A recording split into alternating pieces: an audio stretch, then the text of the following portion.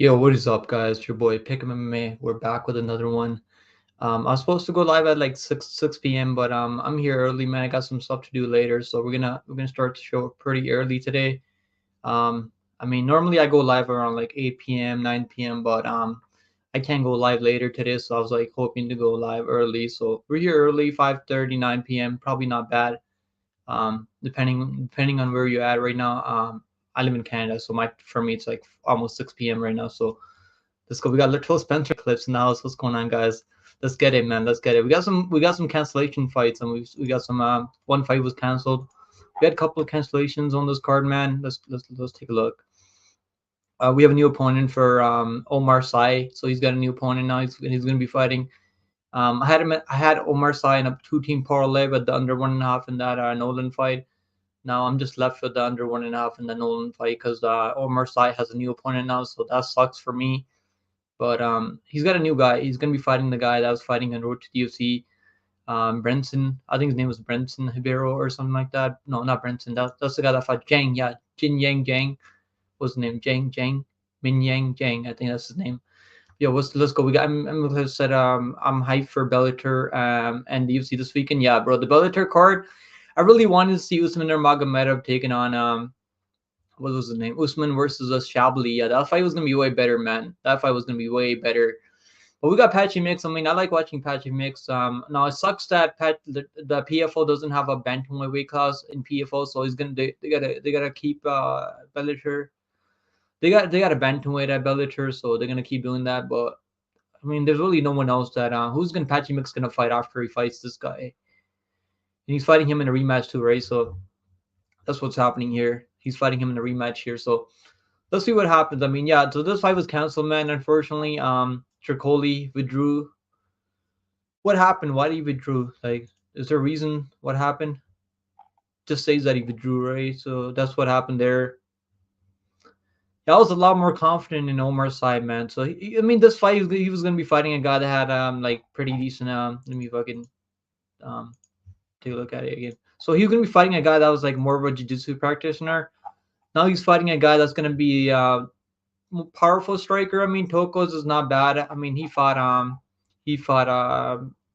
Min Yang Jang, and Min Yang Yang was a big underdog. I mean, he was a plus 450 underdog, and it was a back and forth first round. I mean, Tokos had some good moments in that first round, so I'm excited, man. I think this is gonna be a good matchup for both of these guys. I mean, he went after that Road to UFC finale. Like, I don't know if it was a finale, but after that he went over to Shoot to Brazil, fought a bunch of cans over there.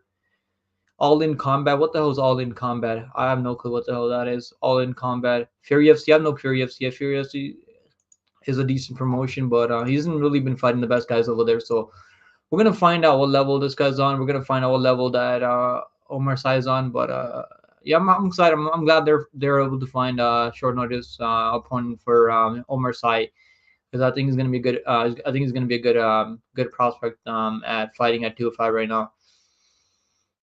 And McCliff said, of course, to Crowley pulled out. He was going to get ground and pounded. Yeah, I was really confident in that too. I was like, yo, I was really confident, and I wasn't worried about Omar Sy's cardio either. I think he's got decent cardio, so I wasn't really worried about that either. And I mean, he's gonna be fighting this guy who has decent takedown defense. I mean, takedown defense is not horrible, but yeah. I mean, we got how many fight women's? I mean, we got 4 women's fights on this card. God damn it, Dina White. Dana White's been saying that they're gonna stop with the Apex cards. I mean, they're gonna get rid of the Apex. So hopefully that's true. Hopefully that happens soon. I don't know when that's gonna happen, but hopefully that happens soon. And that's gonna force the UFC to put together better fight night cards. This is not terrible, man. I'm excited for Barboza. I mean, Barboza's last fight was an absolute banger. I mean, it was one of the best fights of the year. His fight with Sadiq Youssef, and I did have Barboza there at plus 155, and it was the first round was sweaty, but I mean, Barboza is so tough, man. That's why I haven't bet Leron Murphy yet, even though I'm leaning towards him. But let's see what happens. I mean, this is gonna be a fucking banger, man. Barboza at 30 years old. These Brazilians, man, even when they're like 40 years old, look at Ferreira, man. Like, he's so even at 39, he looks great, bro. He looked the best he's ever looked in the UFC, like Ferreira. And Carlson Harris. I mean, the main card's honestly pretty stacked. I mean, maybe only fight we got 5 MMA fights on this card. I just realized that now. Holy shit. We got this one. We got Dakota taking on Demopoulos. Uh, we got Pierre Rodriguez taking on Carnelosi. We got Tamir Vidal taking on Melissa Gatto. I mean, I think Gatto is probably one of the better looking females on this card right now, fighting on this card. Probably Pinheiro. I mean, I think Pinheiro. I don't know who looks better. I think Pinheiro probably looks better than Gatto. Yeah, we got 5 WMMA fights on this card, which is crazy. I mean, normally you don't see that often. Let's go. We got Antoine in the house. Going Antoine, good to see you, brother. He said, yo, what's up, boys? This is clutch. I'm going through some bullshit at work. You're still at work right now, bro. Fucking hope you hang in there, man. And McCliff said Tricoli probably isn't confident without the roids. Yeah. Bro, even with the roids, he wasn't looking that good out there. Even when he was on the juice.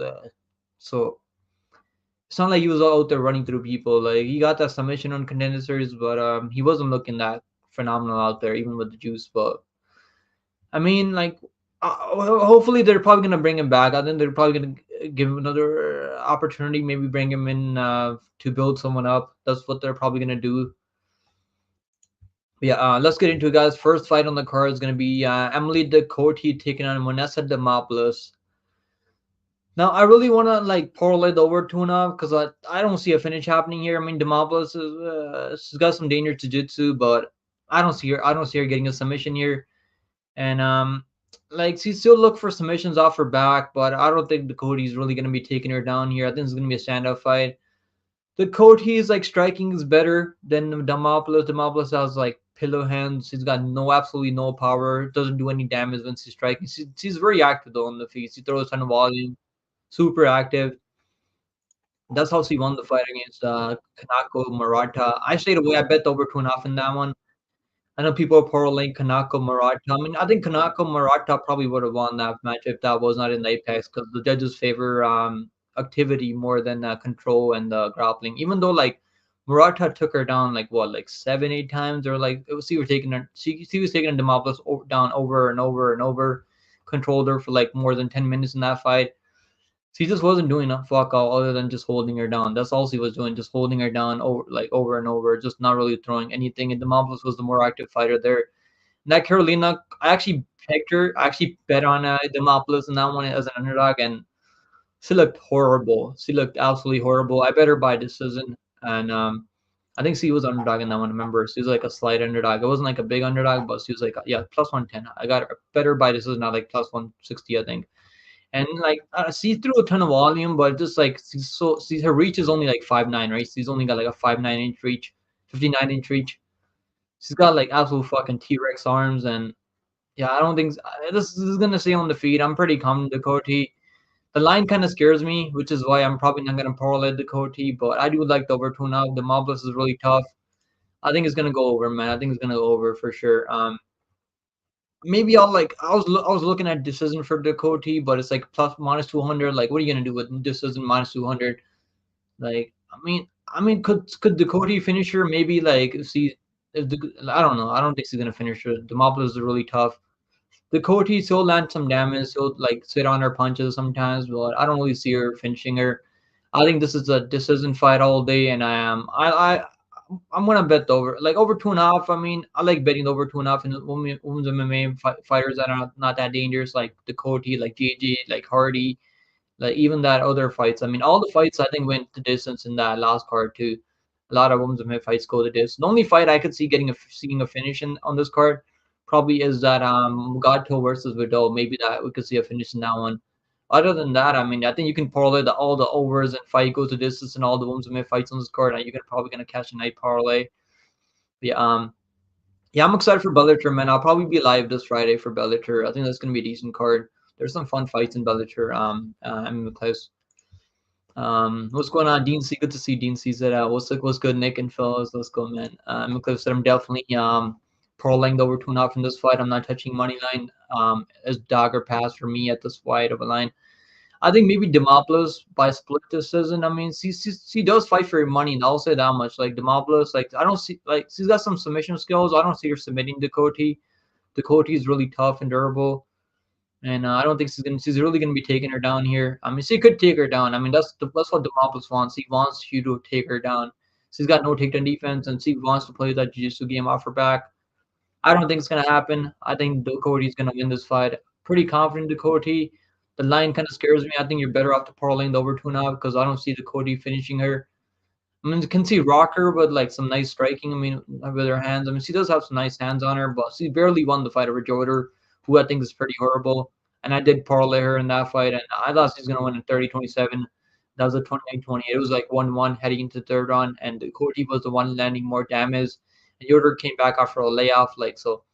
I think this could be a closer fight than the odds like are telling us right now. I think the odds are like telling you that it's gonna be 30-27 the Cody, but I think it could be 28-20. I think the Moblins could stay. He can land a ton of output out there to win at least one round out there. The bet I would look at is the Moblins plus 3.5. Is what's the number on that one? Maybe plus, the Moblins plus 3.5. I think he can maybe win one round, but if it says standing, I don't think she's gonna win any rounds out there. I think the Cody does take a round off. Like she took the second round off in that Joder fight. I could see like the Moblins plus 3.5. Is that plus? I'm pretty sure it's probably not going to be plus money because I think people are going to be onto it. Let me see. Is it plus money? The Cody plus 3, Demopolis. Okay, Demopolis plus 3.5. So she just needs to win one round. Honestly, not bad. I mean, can she win at least one round? I think she can win at least one round out there, right? She's still. I mean, she throws a ton of volume out there. Like even if she gets taken on, she's gonna be She's gonna be really active, like looking for submissions and stuff on the feet. She's gonna throw a ton of output out there. Plus 160 for plus 8.5 for Demopoulos. Not bad if you like the underdog in this one. I would instead of taking the money line, I would look at the plus 8.5. So you can still you're still gonna cash that as long as he doesn't lose all like at least as long as he doesn't lose all 3 rounds or get finished. I think that's just better than the money line for Demopoulos if you like the underdog. Plus 3.5. He just needs to win one round. So he just needs to make the fight close. But I do like fight goes. I mean, plus 450, minus 450. It was plus minus 400 earlier for over 2.5 rounds. Fight goes a distance. I think is a great parlay piece. So I don't see a finish happening here at all.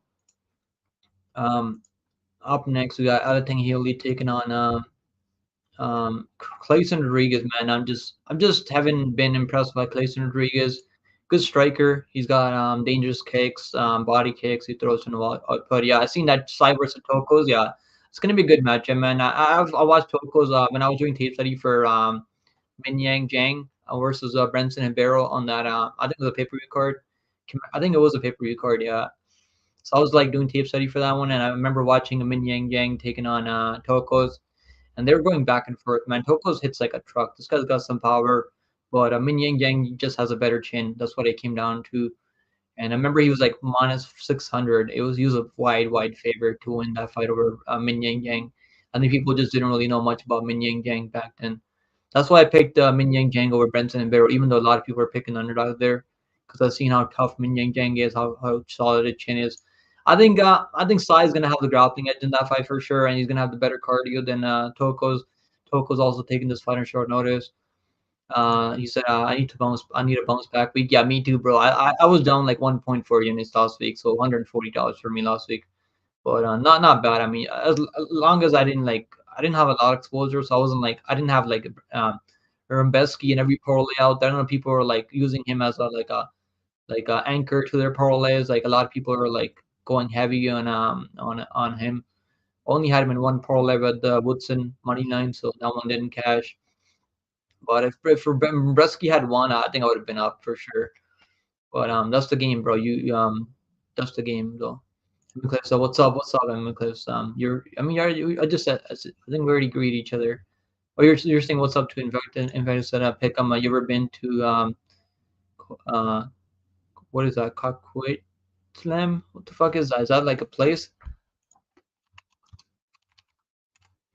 No, I never. No, oh, okay, BC. It's a place in BC, bro. I was born in Abbotsford, and I like my family moved down here in Ontario back when I was like barely like a year old. So like I haven't been to BC since I was like 1 year old, I guess. I'm probably gonna go to BC. I got some family over there in Surrey and stuff, so probably maybe I'll go back to BC sometime. Yeah, I didn't know that was a place in BC though. Yes, that's good to know though. Dean said you're doing Bellator and Milclis. I'll be live for Bellator. I already did a breakdown for Bellator. We'll go over Bellator after we went over we will go over this card at towards the end, and we'll go over some. I don't think they've dropped the props yet for Bellator. Yeah, they dropped the totals, overs and unders, but we'll go over some Bellator picks. After yeah, they actually did drop the props already, so we'll go over some props and stuff that I like for Bellator. I like Patchy Mix a lot already. Like I think he should be. I think he's a great parlay piece. He's in a rematch here with Magomedov. But before we get into it, we'll go over this UFC card. So Alton Healy taking on Clayton Rodriguez. Alton Healy, a wrestler, he's going to be shooting takedowns. Now he wasn't shooting a lot of takedowns in that Chris Gutierrez fight. He was just taking pictures, looking to land that overhand right. And Chris Gutierrez like has some of the best footwork out there. He's gonna stay moving the whole time. Doesn't like let you. It's not really a guy that's gonna sit in the pocket and throw down. Now you can say Clayton Rodriguez does kind of fight similar. He's gonna be looking to. He does get pressure a lot. He does not really. He's not really a guy that's gonna be walking you down like even in the Cesar Vergara fight. The fight was close. I mean that was a close fight. I scored that fight for Cesar Vergara, even though I think I did pick Clayton Rodriguez in that one, but I scored it for Cesar Vergara just because he was the one putting a lot of pressure on him, taking him down, controlling him. He controlled him for like the whole second round. But Rodriguez was working his way back up constantly, not really accepting bottom position. But the fact that how easy it was for Cesar Vergara to get him down and control him on the ground was not really the best luck.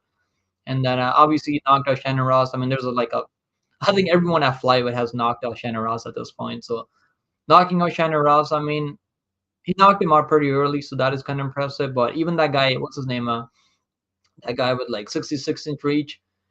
I can't remember his name right now, but he knocked him out like in like 3 seconds. So like Shannon Ross has like been knocked out every time he's lost out there. So knocking out Shannon Ross doesn't really like give me a lot of like it's not doesn't really bring your stock up all that much. But he did beat that undefeated guy in contender series, and he should be fighting at 125, man. Even though like he's not small for 125, he missed weight for that. I think he missed weight for that. Yeah, so he missed weight for that Shannon Ross fight, missed weight for that Cesar Vergara fight. So the UFC's forced him to move up. No, he missed weight for that Tetsuya Tara fight, which was canceled. We're supposed to see that matchup. Tetsuya Tara is like, okay, I'm not fighting you because you missed weight, man. So he's like, fuck that. Yeah, so he did not miss weight for Cesar Vergara, but that was a close fight. Some people think that Clayton should have won. I think I scored it for Cesar. I went back revised the fight. I scored it for Cesar Vergara. But I mean, it was a close fight. So I mean, Clayton was landing some good body kicks, some good punches, some good counters. I just feel like I don't think Healy's pressure is gonna get to Clayton. I think Alatin's gonna lose the first round, then he's gonna go to the grappling because he's more than willing to strike with you. He's gonna be looking to land that big overhand right, but so he's like okay with striking with you sometimes. But I could see him landing like a big bomb, maybe hurting him, getting some respect and getting the takedowns. So I'm gonna go with Alatin Healy. I think Alatin Healy can pull this one off. Probably by decision. I think Clayton's really tough, man. So I'm gonna say decision 28-28. But either way, it's gonna be a decent matchup though. Either way, instead of Min Yang Chang say that five times in a row. I'm good, bro. I'm good. Tachi is solid. Yeah, I bet him against the Styles too as underdog, and I bet him in that. Obviously, I bet him against Pettis, and like I was pretty good reading Pettis, Sergio Pettis. I bet him over Patricio Pitbull as an underdog. So I know like I follow Bellator pretty regularly, so I know both of these guys. And Patchy Mix, I knew the size was going to play a factor. He's going to get the takedown. His dropping is some of the best dropping at 135, and no matter like at 135 across any promotion right now. I think he's one of the better, like one of the best bantamweights out there right now fighting in MMA. So I think him versus O'Malley would be a good matchup. Even though I would pick O'Malley because I mean, can O'Malley get subbed? I don't really see it happening that much. I think O'Malley is pretty. He does train grappling. But I think that would be a good matchup. O'Malley versus Patchy Mix. But we're probably never going to see that because I don't think maybe they can sign Patchy Mix eventually. But I think they're paying Bellator's probably PFL is paying him a ton of money right now. They're probably not going to sign him yet. But either way, man, I mean it's going to be a good fight either way. So yeah, let's look at some props for this one. So I think Haley. I mean, I want to bet this guy, but I'm just worried that he might not wrestle. Sometimes he just doesn't wrestle. Like that Chris Gutierrez fight, he didn't wrestle till like the third round. So That's the only thing that scares me about Alatin Haley because he doesn't wrestle sometimes. He's more than only strike with you. He's so low output, doesn't throw enough volume out there. So like he's getting, I think he's a striking, like striking is like negative right now. Let's take a look. So he doesn't really throw a ton of output out there. So he's getting outstruck by a lot. Like Clayton's that's why I think Clayton's favorite here. Because if I think Healy doesn't grapple, I think Clayton's gonna win this fight based on the volume. He might hurt him a couple of times, but I think Alton Healy chin is solid. He's really tough, man.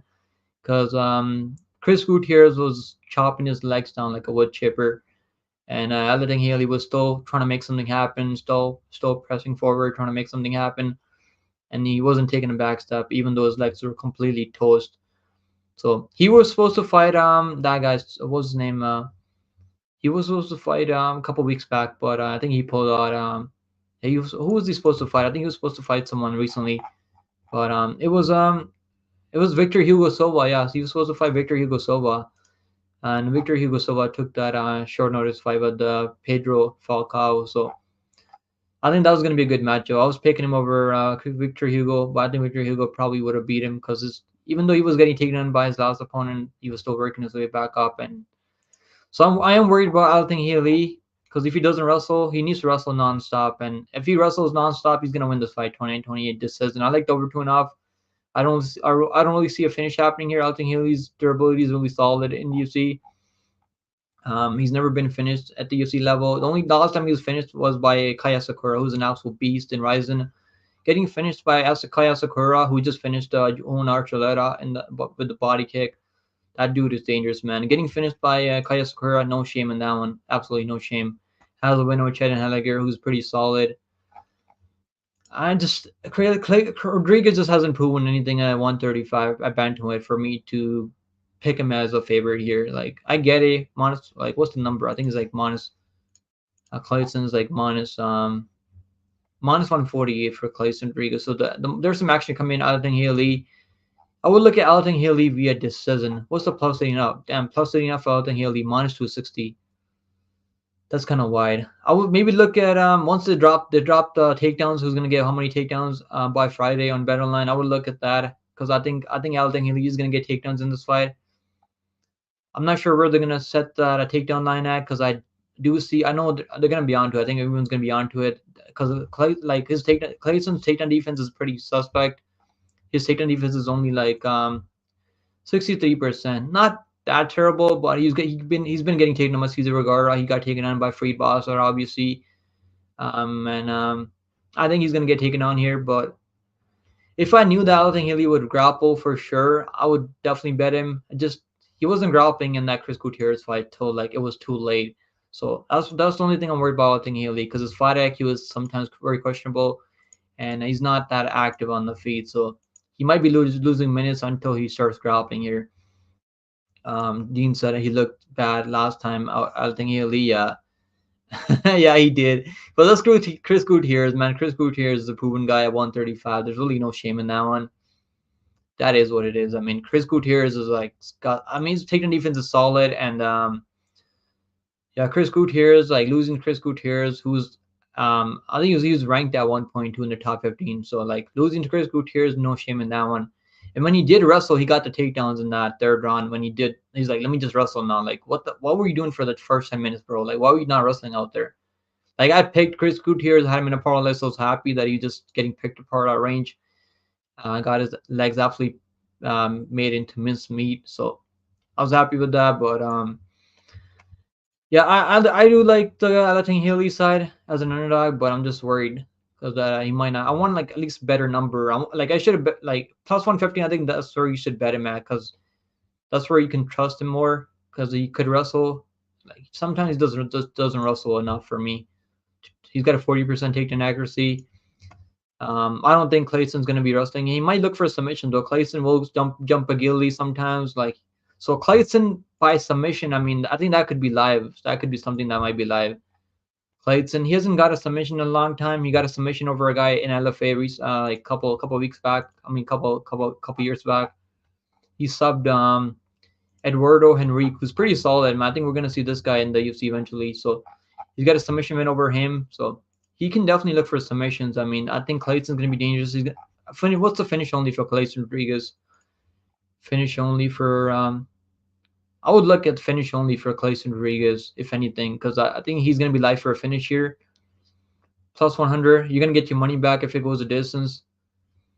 Alton Healy does have power, but he just throws that overhand right over and over. He doesn't have a lot of versatility on the feet. And I don't see Alton Healy like getting a submission here. I think Clayton's going to be the one more dangerous with submission. Plus 1400 for Clayton by submission. I'm going to pick Alton Healy. I like Alton Healy, but probably not going to bet it because I don't really trust the guy. And if he was wrestling more in that Chris Gutierrez fight, I would bet him, but I'll not even think about it. I would bet him 100%, but he just wasn't wrestling until like the third round. Then he got like 2 takedowns on Chris Gutierrez, and takedowns were pretty easy over Chris Gutierrez. Dean said pass fight. Yeah, I think I'm probably going to end up passing too because I don't really. I mean, Clayton is only 20 years old, so he's definitely going to make some improvements. There's still some time for him to grow. But he should be fighting at 125. I think that's where he's better at 125. What's going on, Larry CTM? Good to see you, Larry CTM. What's going on, brother? How's your Tuesday right now? Grimy, what's good? What's good, Grimy? Let's go, Grimy. Larry said, "Hey, Libya, this says, and if you don't want to pick a side, I would take the over." Yeah, the over 2.5 is solid. I haven't bet the over 2.5 in a parlay yet. I was thinking about taking the over 2.5 with the MMA fights. I mean, so I like the over 2.5. I think it goes over because I don't think we know one thing about those guys. This guy is tough, man. Really tough. Unless like Clayson lands like head kick or like a knee as I think Healy shooting a takedown, maybe he can catch him, but I don't really see the likelihood of that happening is not that high. Yeah, maybe what's the decision for Alton Healy? Plus 275 for Alton Healy. I think that's not terrible. I think he's gonna be live for winning. I mean, he's got a couple of finishes in the UFC, but I think Clayton's really tough and durable. I like the over 2.5 more. I like the over. That's gonna be the play that I'll give you guys. The over 2.5. Fight goes a distance. I don't really see a finish happening here. The only guy that Clayton's finished was at 125. Up next we got So my pick is gonna be Alton Healy via decision. Not a lot of confidence, low confidence there, because I'm not confident that he's gonna wrestle out there. He might just wait too long. He might be just waiting on the feet, trying to land the overhand right over and over, and might not get the opportunity to land that overhand right. Up next, we got Pilar Rodriguez taking on Ariane Carnelossi. Now, Carnelossi was getting picked up and thrown down. Like she got absolutely dominated. I mean, she got hurt on the feet by Lupe Godinez. That was the best performance by Lupe Godinez we've seen in a long time. And Lupe has never looked as good as he did in that fight. I mean, I'll be honest. Like, if you guys go back and rewatch the fight, Lupe was picking her up, throwing her down. I mean, she was knocking her down, beating the shit out of her. Carnelossi is tough, though. She's really tough and durable. Even in that Estela Nunes fight, she was getting picked apart at range. Nunes was looking like a phenomenal striker on the feet. Eventually, the pressure got to Estela Nunes, who's a flaky fighter. Eventually, Carnelossi was able to get that submission rear naked choke in the third round. And obviously, Na Liang. I mean, Na Liang was having success against Carnelossi in that first round and a half. I mean, Na Liang is known for that. He has success almost every single fight out there. Obviously, Andrew Hill was able to piece her up on the feet, get that doctor cut stoppage.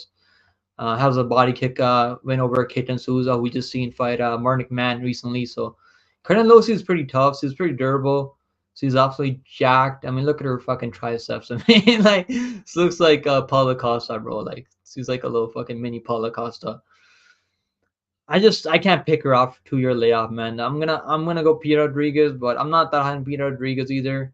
I did pick Jillian Robertson by second on submission in that fight. I cast a nice submission prop on Jillian Robertson because I knew that like if Rodriguez gets taken down, she's gonna be her jiu-jitsu is not that great on the ground, but that's Jillian Robertson who's got way better jiu-jitsu than Carnelossi in my opinion.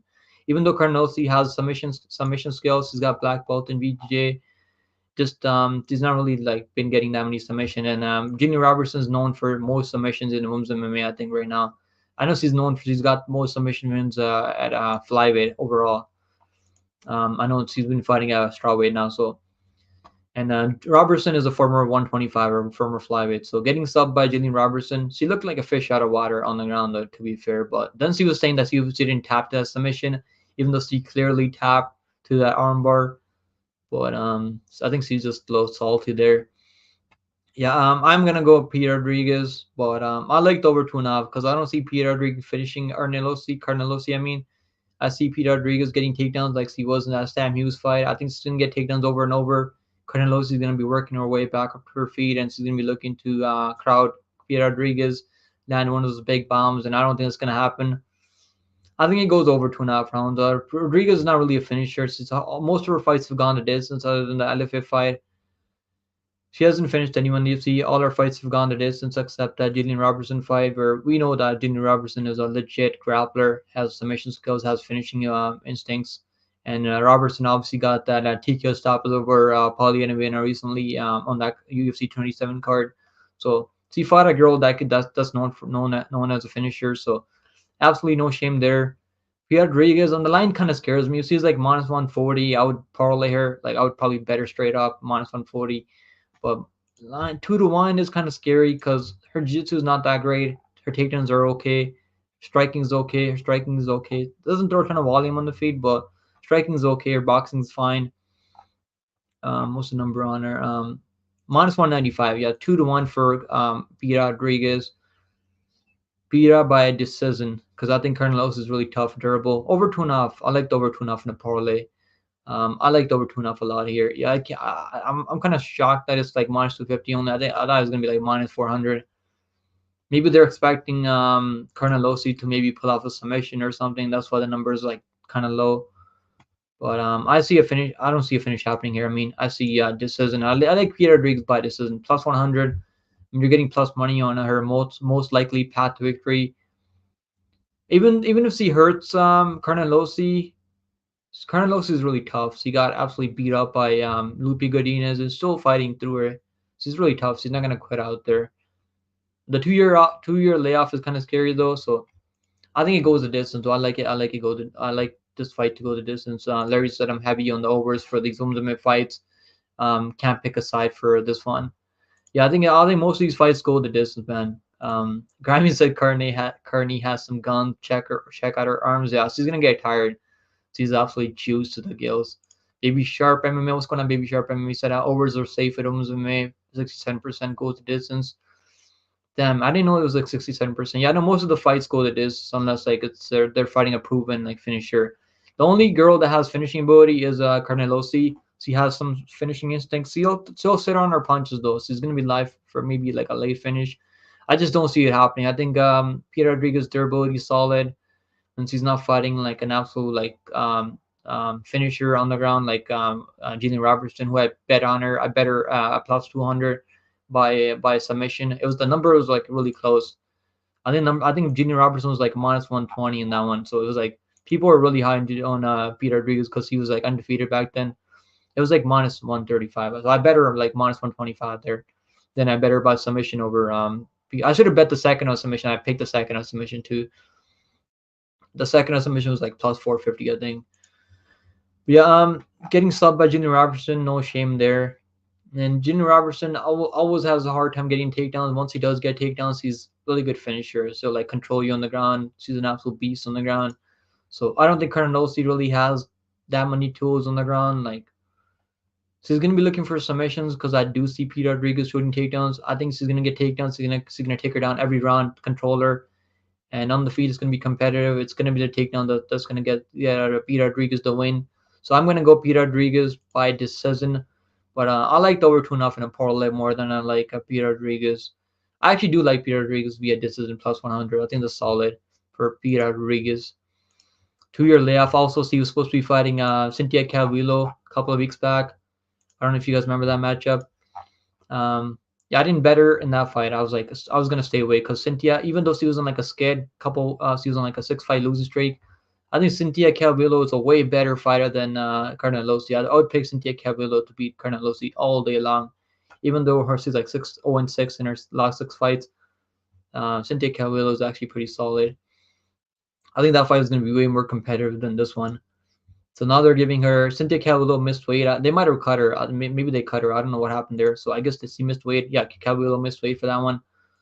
That's why now she's gonna be fighting. So she's been in a training camp for the last couple months. So I think she's gonna be more than prepared to take on Carnelosi, who's been away for 2 years off after taking an absolute beating from Lupi Godinez. Yeah, I'm gonna go Peter Rodriguez via decision. Up next, we got Abu Smagomedov taking a Worley Alves, man. Worley Alves. This guy's tough though. Like that's why I'm not paroling Abu Smagomedov, and I'm worried they both have terrible cardio. So Abu Smagomedov should be like he should be free money this week, or he should be free money. But I mean, his last two losses aren't terrible. I've done pretty well picking Abu Smagomedov fights. I picked Strickland over to beat him. I didn't pick TKO. I picked decision for Strickland. Then I picked Kari Braulio. I think I picked Kari Braulio. Did I pick? I think I picked him by decision. Maybe by finish. By decision, I think. But yeah, I had a third round ticket for Braulio, like third round finish, and he almost finished him. I think he hurt him in the third round, just couldn't finish him. Magomedov was holding on from bottom position, like fuck, like you just didn't want to get finished in that fight. So I was like really pissed off because third round for Braulio was like plus 1100. And he could have finished him if you really wanted to finish him, and he just couldn't get that finish because Magomedov was just controlling him from bottom in that third round. But Abu Magomedov will win this fight, man. I'm pretty confident him to win. Rolly Alves hasn't looked good in years. Hasn't won a fight in 3 years. I mean, over 3 years. In that Dalby fight was competitive. I bet Dalby by decision because like I should have bet Dalby over Bonfim, and I parlayed Bonfim heavy over Dalby. I should have known how tough Dalby is. The only reason I bet Dalby over Worley is because I knew Worley has terrible cardio. And I didn't know Bonfim had terrible cardio like that. I mean, we should have known, right? Dalby, like we never seen him go past the first round. We should have known he had terrible cardio too. And Dalby just broke him down. But Dalby, like he kept that Dalby fight competitive, but Dalby's pressure and pace just got too Worley. But it was a close fight. I think Dalby should have won that fight 28-28. I think Worley won the first round. Dalby won the second, third round. So that's what happened there. Obviously got knocked up by Ikram Alizkarov. I played Ikram first round. TKO I played under 1.5 in a parlay. I was heavy in Ikram. So Ikram, like he had some good moments in Worley. He had some good moments, cracked him like once or twice in that fight, in that first round. Vikram landed that flying knee. There was a like nasty flying knee. In that I think it was like up against the fence. Worley like got absolutely knocked out brutally. Has been Munir Lazez, who's a decent kickboxer. I mean, Munir Lazez had a lot of hype coming in, and Munir Lazez his last was to Gabriel Bonfim, I think, where he lost by submission in under a minute. Shot a takedown Bonfim, which is terrible. Like, why would you shoot a takedown Bonfim? That has a win over Angelusa, so he still got it. I think he still got it, man. Has a win over Kosan. And Worley is dangerous, dude. He's dangerous. Abu Magomedov gets reckless. He's trying to get a finish for this guy. Can't finish him, and I think he's gonna finish him though. I'm pretty confident he's gonna finish him. I'm just gonna stay away though, cause maybe I'll parlay him, but I'm honest, like what's the number? It's like crazy number on Abu Magomedov. The cardio, if it goes past the first round, I mean it's anyone's fight. Cause I don't think Worley doesn't have the best cardio either. Abu Magomedov doesn't have the best cardio. If it goes over 1.5 rounds, I think it's gonna be a sweaty fight. It's gonna be like really sloppy. I think Abu Magomedov has a grappling also. You can take him down, like submit, maybe catch a submission. He was taking down Strickland, taking his back, looking for submission, looking for the rear naked choke. But Strickland has really nice defensive grappling skills. Was able to work his way back up. I think Abu Magomedov will get the first round TKO. I am gonna pick him by first round TKO, but number is not that great. Plus 250 for Abu Magomedov by first round TKO. Now he was fighting more patiently in that Braulio fight. He was like fighting at a controlled pace. He should not do that. He should just blitz Worley in the first round. That's what he needs to do. Because Worley, if he fights patiently against Worley and Worley has time to think about what he's gonna counter with, he can definitely catch him too. But I think Worley's gonna be too slow, and I think the kicks are gonna get the job done for Magomedov. I'm gonna pick Magomedov by first round TKO plus 250. That's gonna be my pick there. Let me know what you guys think about this one. But I think Abu Magomedov will bounce back. I think he should bounce back here. Dalby on that secret juice. Yeah, 39 years old, bro. A lot of these older fighters are getting the job done. Look at Ferreira, right? He's like 39, bro. Like Dalby's like 38, 39. Like, bro, there's like a lot of these older fighters. Maybe it's because of technology nowadays. Like they're not getting older like they used to. Some of the fighters are still getting older, like Tony Ferguson. But there's like other fighters out there that look the best they ever looked out there. Like Ferreira's definitely got to be on the juice. I think he's definitely 100% on the juice. There's no way he was able to keep that pace up over Ermbesky at 39 years old. He's definitely got to be on that secret Brazilian juice. Holocaust has to be a supplier. Larry said Abus needs this win, but Worley's live for this upset for sure. Considering that Abus gasses, I'm not picking Worley always because he has usually fades and fights and does not push the pace. Yeah, he just wants to sit back and look for counters. Like he's got a crazy submission win over Kobe Covington back in 2015, and then he got knocked up by who knocked him out? What was it? James Krause said James Krause knocked him out, which is crazy. Like James Krause was a big underdog in that one. I'm sure they probably had something cooking up behind the scenes in that one. James Krause like landed a crazy knee. I think Alex Magomedov will get him out of there, man. Rolly Alves, he just looks like he's like trying to knock you out early, then he just kind of like doesn't really fight at a controlled pace. I don't think he's really coming into fights with game plan out anymore. Obviously, he was able to land that nasty body kick against Manuel Lozez, knock him out, which is a decent win. I mean, win over Manuel Lozez is not terrible. He's a decent kickboxer. I think Magomedov will be dangerous enough. But Worley's definitely live. I mean, this is why I haven't parlayed Magomedov. I know a lot of people are parlaying Magomedov. I'm probably gonna stay away because I want to see him go like he. I mean, I bet him over Dustin Solstice in that debut. It was like minus 250. I think it was like number was like minus 250 in that one. I bet him there. I parlayed him there. I bet him by TKO there too. It was like plus 150 for TKO. So Solstice, like I knew Solstice was pretty horrible. Solstice has bounced back, got a win recently. So win over Solstice is not looking terrible, and he destroyed him in the first like 19 seconds. That was really impressive. I think that's where that's why a lot of people are picking over Strickland because I've seen a lot of people picking him over Strickland too. A lot of YouTubers are picking him over Strickland too. Strickland I knew was going to be durable enough and was going to be able to survive.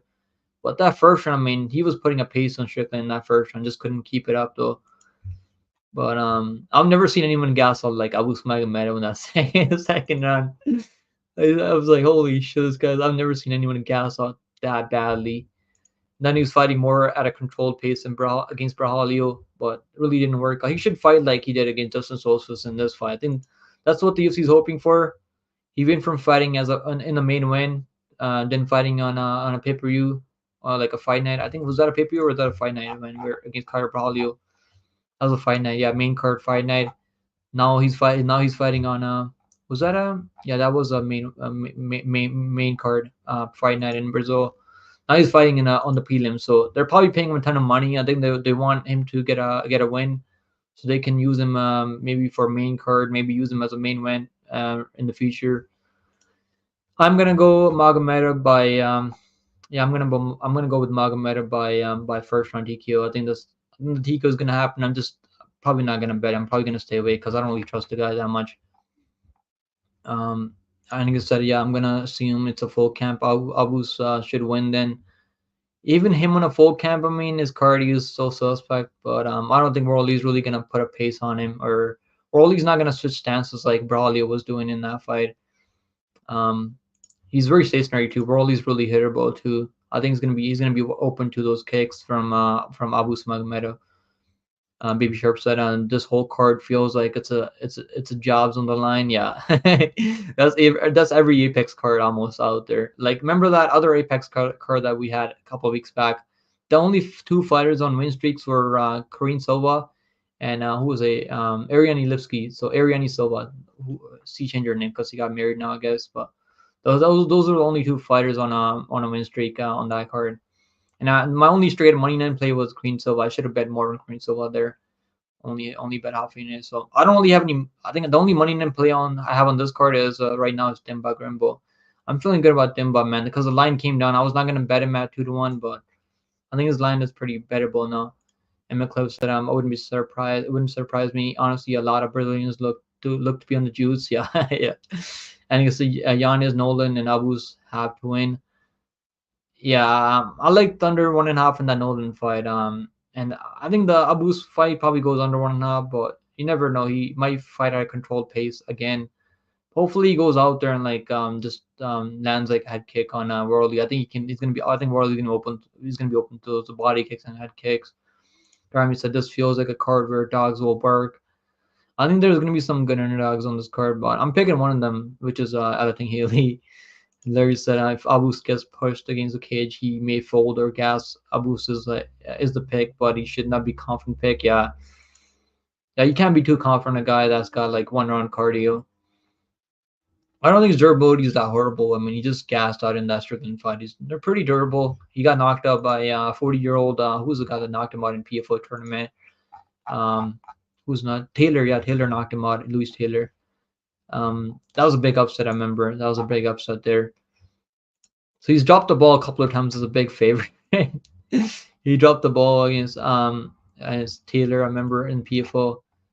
Then he was not a favorite over Strickland. I got Strickland minus 150 there. Yeah, and I was pretty confident Strickland to win over Magomedov.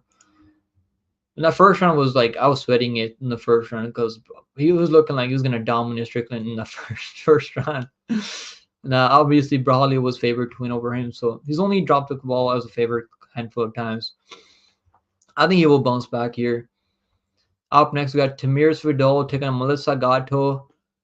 I am pretty confident Melissa Gatto, man. I think Vidal is pretty horrible. This is my former lock of the week over her Mercer Rendon. Oh my goodness. I think that's the only women's mid lock I've ever picked in my life. I was like, I'm never gonna pick another women's mid lock in my life because that was horrible. It was a chalky. I think it was like minus 240 tier. She was like a minus 240 favorite, and I picked her by decision. I was like telling everyone to go better by decision. And yeah, I mean Rendon has like she's one of those girls I was like she's gonna fight, she's gonna keep the fight really close. But because she lost in that grappling match with Julian Miller, so I was like, Tamir Vidal should be able to use that physicality and beat this girl. So Vidal is horrible, man. I can't wait to get her. I can't wait to see her. I can't wait to see her lose this fight. I think she's gonna lose badly. Even that Vidal fight with the Eileen Perez, she was losing that fight before Eileen Perez landed those illegal knees. So she was on her way to losing that fight too. Also, she's been subbed by what's her name? Who subbed her? I think Kira Hosa subbed her back in 2019 too. I'm gonna pick Melissa Gatto by submission. I think she's gonna be live for a submission. She might not get a submission. She might get takedowns. I do see her getting takedowns here, but the number is not playable, man. That money line is not playable. What are you gonna do with minus 400? I think the lines actually came down now. I think she's gonna have way better jiu-jitsu here, way better takedowns. She's gonna get takedowns than Vidal. Vidal has some nice leg kicks. He's powerful. She's explosive. She's physical. She's gonna be the natural bantamweight fighter here. This is a Gatto's debut at 135, so let's see how it goes for Gatto. But I think Gatto, like the fact that he was getting takedowns on Tracy Cortez, um, that's pretty good. I mean, Tracy Cortez I think is a way better fighter than Vidal, like 100%. And that fight was very competitive. The only reason Tracy Cortez won the fight, and I had actually bet at Tracy Cortez, and I was like, bro, what is going on? I can't believe Tracy Cortez is getting grappled here. So I think Tracy Cortez has decent grappling, and it's not every day you see Tracy Cortez just getting taken on and controlled on the ground. And like so he was taking her down looking for submissions. He almost had a submission locked on Tracy Cortez. Yeah, and then I picked Lipsky over her. But Lipsky fight, I think that was like I wouldn't really say a robbery because it was a close fight. I think the only reason Lipsky won that fight was because he's landing the more impactful shots on the feet. And I picked Lipsky via decision because I liked the number. I knew she's going to be able to defend some takedowns there. I just don't see Vidal defending takedowns in this fight. That's the difference in this one. And Lipsky Gatto was supposed to be fighting Dudukova, who was moving up from strawweight, I think, to 125. But Dudukova canceled that fight. She pulled out during the card live, so that's why we didn't see Gatto fight a couple weeks back. I do see her getting takedowns on Vidal. Vidal was getting those naked leg kicks caught by Rendon and getting taken on. But one thing I will mention about Rendon is he's really fucking big for the weight class. He's really physical. Like he's a good wrestler. Not like doesn't really have the best control. Doesn't really have like crazy. Doesn't really have the ground game that Gatto has. I'm gonna pick Gatto via like third, second on submission. I think she's gonna be live for submission. I could go the distance too because Vidal is really tough. So like she knows the ground game. I mean she's working on the ground game, but I think Gatto is gonna be live for a submission. I'm not really confident in the submission because it could go the distance, but we could see a finish here. Grammy said this seems like a card where dogs will bark. Derek said if Abu gets pushed, yeah, I don't think Orly's really gonna put a pace on him. Always looked bad against Ikram. Like, losing to Ikram is no shame. I mean, he took that fight on short notice too, so losing to Ikram is absolutely no shame there. I can see Abus getting similar finish to Ikram. Yeah, I could see like him landing a head kick or something. I think it's Dustin is getting cooked by Ferreira. Yeah, yeah. I don't know who Dustin Solsfus, is he fighting Ferreira now? Bruno Ferreira? Who's he fighting? I don't know how his Sir now lost. Claustrum, what's going on, Claustrum? So Abus and Gaziv have the worst cardio. Yeah, at least fucking Abus didn't quit. Like actually he did quit. I can't believe I just said that. Like Gaziv just didn't want to fight anymore. He was like he fucking gave up to cardiac arrest. He's like, oh, I can't fucking breathe anymore. Get me out of here, bro. Because he just, thank God I didn't bet that fight. I was thinking about betting under 2.5, under 1.5. I just passed on that one. Like, I was like, fuck, I can't trust a guy like Gaziv because he didn't look. I actually bet him as a dog over Boudet, and then I was like this guy, what's his name? Biggie Boy. Biggie Boy has actually like been in the UFC for a long time now, and he's been in so many 5-round fights. So I was like worried that he might be able to take over the fight, and he dominated Gaziv, to be fair. Yeah, you're right. They do have pretty bad cardio. At least Abus is tough enough to not like just quit in the corner. Um, Baby Sharp said, "Facts, absolutely." Mimiclips, fucking Apex. Yeah, Dana said they're gonna get rid of the Apex this year, so hopefully that happens. And Baby Sharp said, last card last week, every fighter had high output stats on strike. In this card, literally opposite. Yeah, last week we saw a couple of guys get exposed last week too. And yeah, I was worried about Costa turning into a wrestler, and that's what happened. I was like, I did a breakdown. I was like, yo, he might turn into a grappler here, and that's exactly what happened, bro. It's just crazy. He turned into a grappler. Acosta. We gotta add the OV at the end of Acosta now. He absolutely dominated this Spain. This Spain looked like a fish out of water on the ground. He's probably never trained grappling in his life. Baby Sharp said, stats wise, Emma said, yeah, it was a full camp for both Worley, Elvis, and Abus. I mean, I think the finish is gonna be live in the first round. If there's not a finish in the first round, we might see this fight going to distance because Abus doesn't really have the best cardio to like really put it on him. I feel like later, so it's gonna be first round finish, or it's probably gonna go to the scorecard. It's gonna be a sloppy fight later because they're both gonna be tired. Barboza money line, you said. Yeah, we'll talk about the fight in a bit, man. Carlton said they put the wrong Russian against Strickland. They should have put Ikram against Strickland. I believe Ikram would have beat Strickland.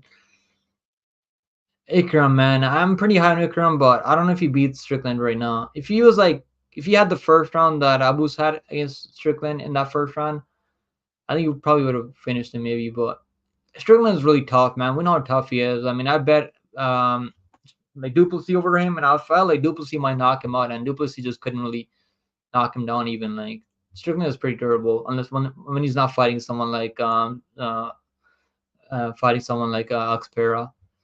Old Brazilians been on timing, yeah.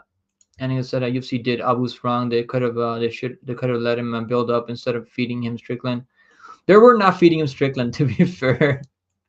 They really thought this guy could be the next guy at middleweight. I mean, that's what they're hoping for, and he was looking great out there in that first round. So it's not like they were feeding him to Strickland. And we didn't know how good Strickland was before. And then he went on to be the champion, right? Like no one, like barely anyone out there picked him over Izzy. Certainly, I didn't pick him over Izzy. Sean Strickland, yeah, Strickland is pretty good, man. He came on to be champion, so no shame there. And like I said, I know Abus did good in that first round versus Sean, then gassed, but this matchup didn't need to happen quick. Yeah, you're right. That's true, though. Larry said Abus is on a great contract, failed to perform in his last 2 fights, and I think the UFC can't afford for this guy to lose and for them to keep paying him this guy well. Yeah, they signed him up PFO, so they probably give him a good contract to be fighting in the UFC. And he said, yeah, Abus has to win this, or else he likely goes to the PFO. Maybe that's why he doesn't look good in the UFC when he's not getting a first round finish, because he's not on the juice anymore. That cardio is not really holding up anymore. Larry said, I would be picking Gato if this fight would be at 125, but at 135, I don't know how Gato will perform.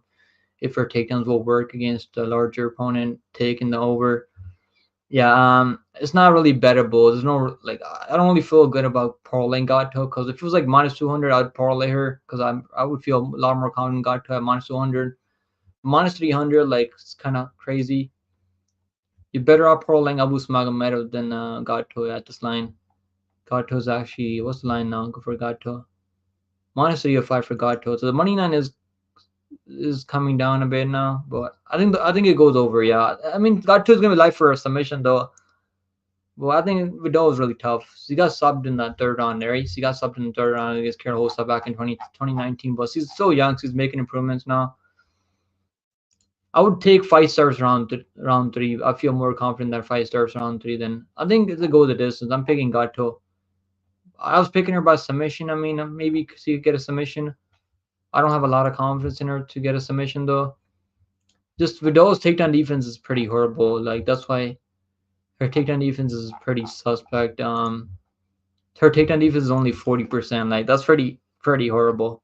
She got taken down way too easy against the monster right and down. On the ground, I think Gato's gonna have the control. She's gonna be a way better grappler on the ground. She might look for submission. She does have legit jiu-jitsu. She was looking to lock up that submission over Tracy Cortez. I think it goes a distance. Though. I think it goes a distance. Yeah, Dustin versus Farah is happening.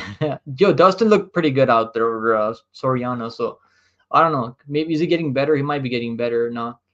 But I think Farah is gonna have the grappling. He's gonna be the way better grappler in that matchup, and he's probably gonna finish Dustin Sosa's by knockout. But he's definitely improving now too. He's training with some high level guys now. Larry said, Ghazi versus Walter Walker. Muzeev and Walter Walker have the worst urgency to deal damage in fights. Yeah, they just hold guys down, don't really throw a lot of ground and pound. Walter Walker is just horrible, and he's pretty horrible. Holy shit! I mean, Cliff said, do you know who the lock is? Pick him. Not yet, bro. I guess I still haven't picked the lock of the week yet. I'm probably gonna pick someone like close to even money on the money line. I picked the Woodson, then I picked I think I picked Lopez. No, who did I pick in that who did I pick? I picked the Ruffy. So the last 4 locks. No, so we're like 4-1 in the last 5 locks. So the locks I've been let me see. So it was like obviously last lock was Woodson by decision. I'm gonna pick someone that I feel good about. Maybe I'll give you guys like a plus money prop to play on it. So locks. I mean, let's take a look. So yeah, so we're like 18 and 10 on lock of the weeks now. So we had a Woodson decision plus 105, Ruffy TKO minus 110, Nicolau, which didn't cash. Nicolau was the one that dropped the ball. Then we had Lopez moneyline, Morono moneyline. Morono one was Fetty though, so I don't know yet who I'm gonna make the lock of the week. I'll probably make someone like I feel good about some fighters out there that are not like crazy favorites. Obviously, I'm not gonna pick someone that's like minus 300 or minus 400 as a lock of the week. It's just dumb. Even the props are not playable on those big favorites that I'm confident in. But yeah, I'm gonna pick Gato via decision. I think she's gonna have the better control. If she can't get the takedowns, I still think she can outland Tamir Vidal. She's gonna be she outlanded Lipsky. It just Lipsky was landing the better combinations on the feed. Vidal just throws a lot of kicks out there. She's not really like crazy. Doesn't throw in combinations. I like Gato. I think Gato gets it done via decision. Up next, we got the new matchup. I mean, we got Omar Sy taking on Tuco Tokos. Now, some of you guys probably not familiar with Tokos. He fought on that road to UFC a couple years back.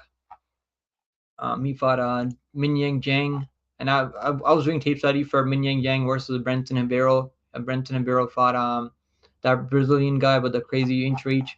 You guys remember this fight? A lot of people were picking Brenton Hibero there, and I knew how tough Jang was, and he's gonna be able to take the damage from Hibero and knock him out. So that's what happened there. And this guy, this guy got a big upset over Tokos.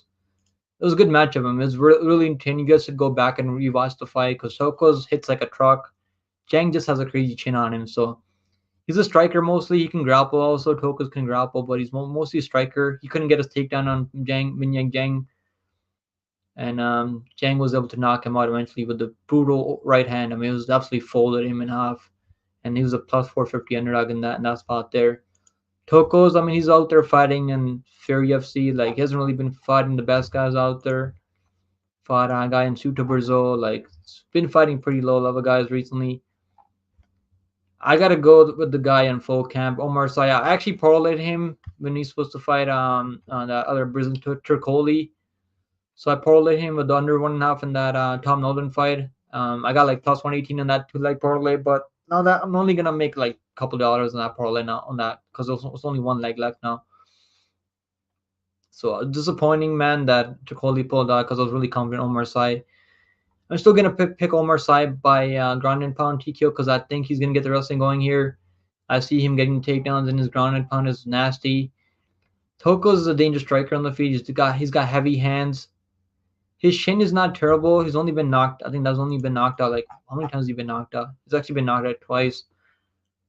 That was the first time that he's ever knocked out in the first round, though, and that was a brutal KO. He has bounced back when we're Ty Flowers, who's pretty okay in PF fights and PFO.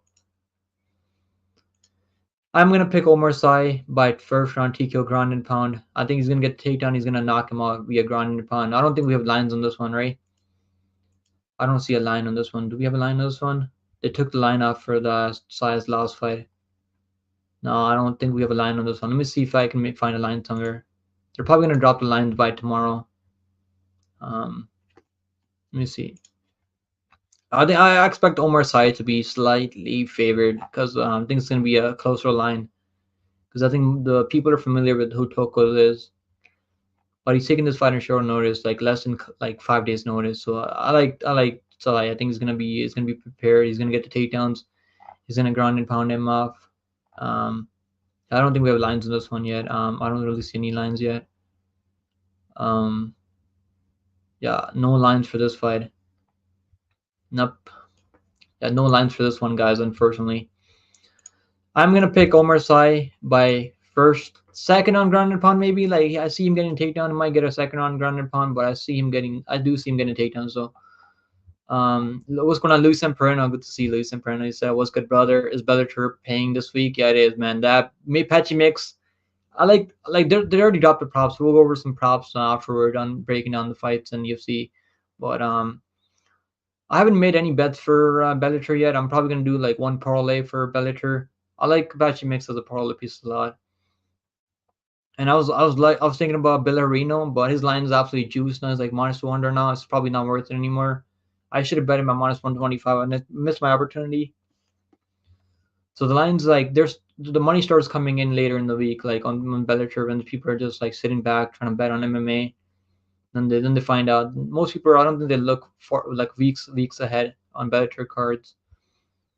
MMA Clip said, I think Angel Hill is a good lock. I'll be honest, I was considering her. I was definitely considering her, but the age is kind of scary. It kind of scares me, but she looks pretty good for you in 39. Yes, Friday. I'll probably be live for the card. I might do a live stream fight companion for the card. It's always fun doing fight companions for PFO like Bellator, and we've been on a good run for PFO and stuff. Bellator's have been okay for us too. Chris said, what's going on? Chris said, can I see your receipts? You look hard to trust on picks. My tracks, everything's tracked, bro. I put my picks on Tapology. My bets are all tracked on third party. Classroom said Ribowicz versus Mano Torres. When is that? Is that fight happening, or is that just like you want to see that matchup? I think that's a good matchup, man. Ribowicz versus Mano Torres. Ribowicz, bro, the way he knocked out McKinney was crazy, though. Like, I mean, I thought I was gonna go under 1.5, but I was not confident. I thought Ribowicz was gonna get a second round ground and pound. I can't believe he knocked him out with a head kick in the first round, though. That's nasty.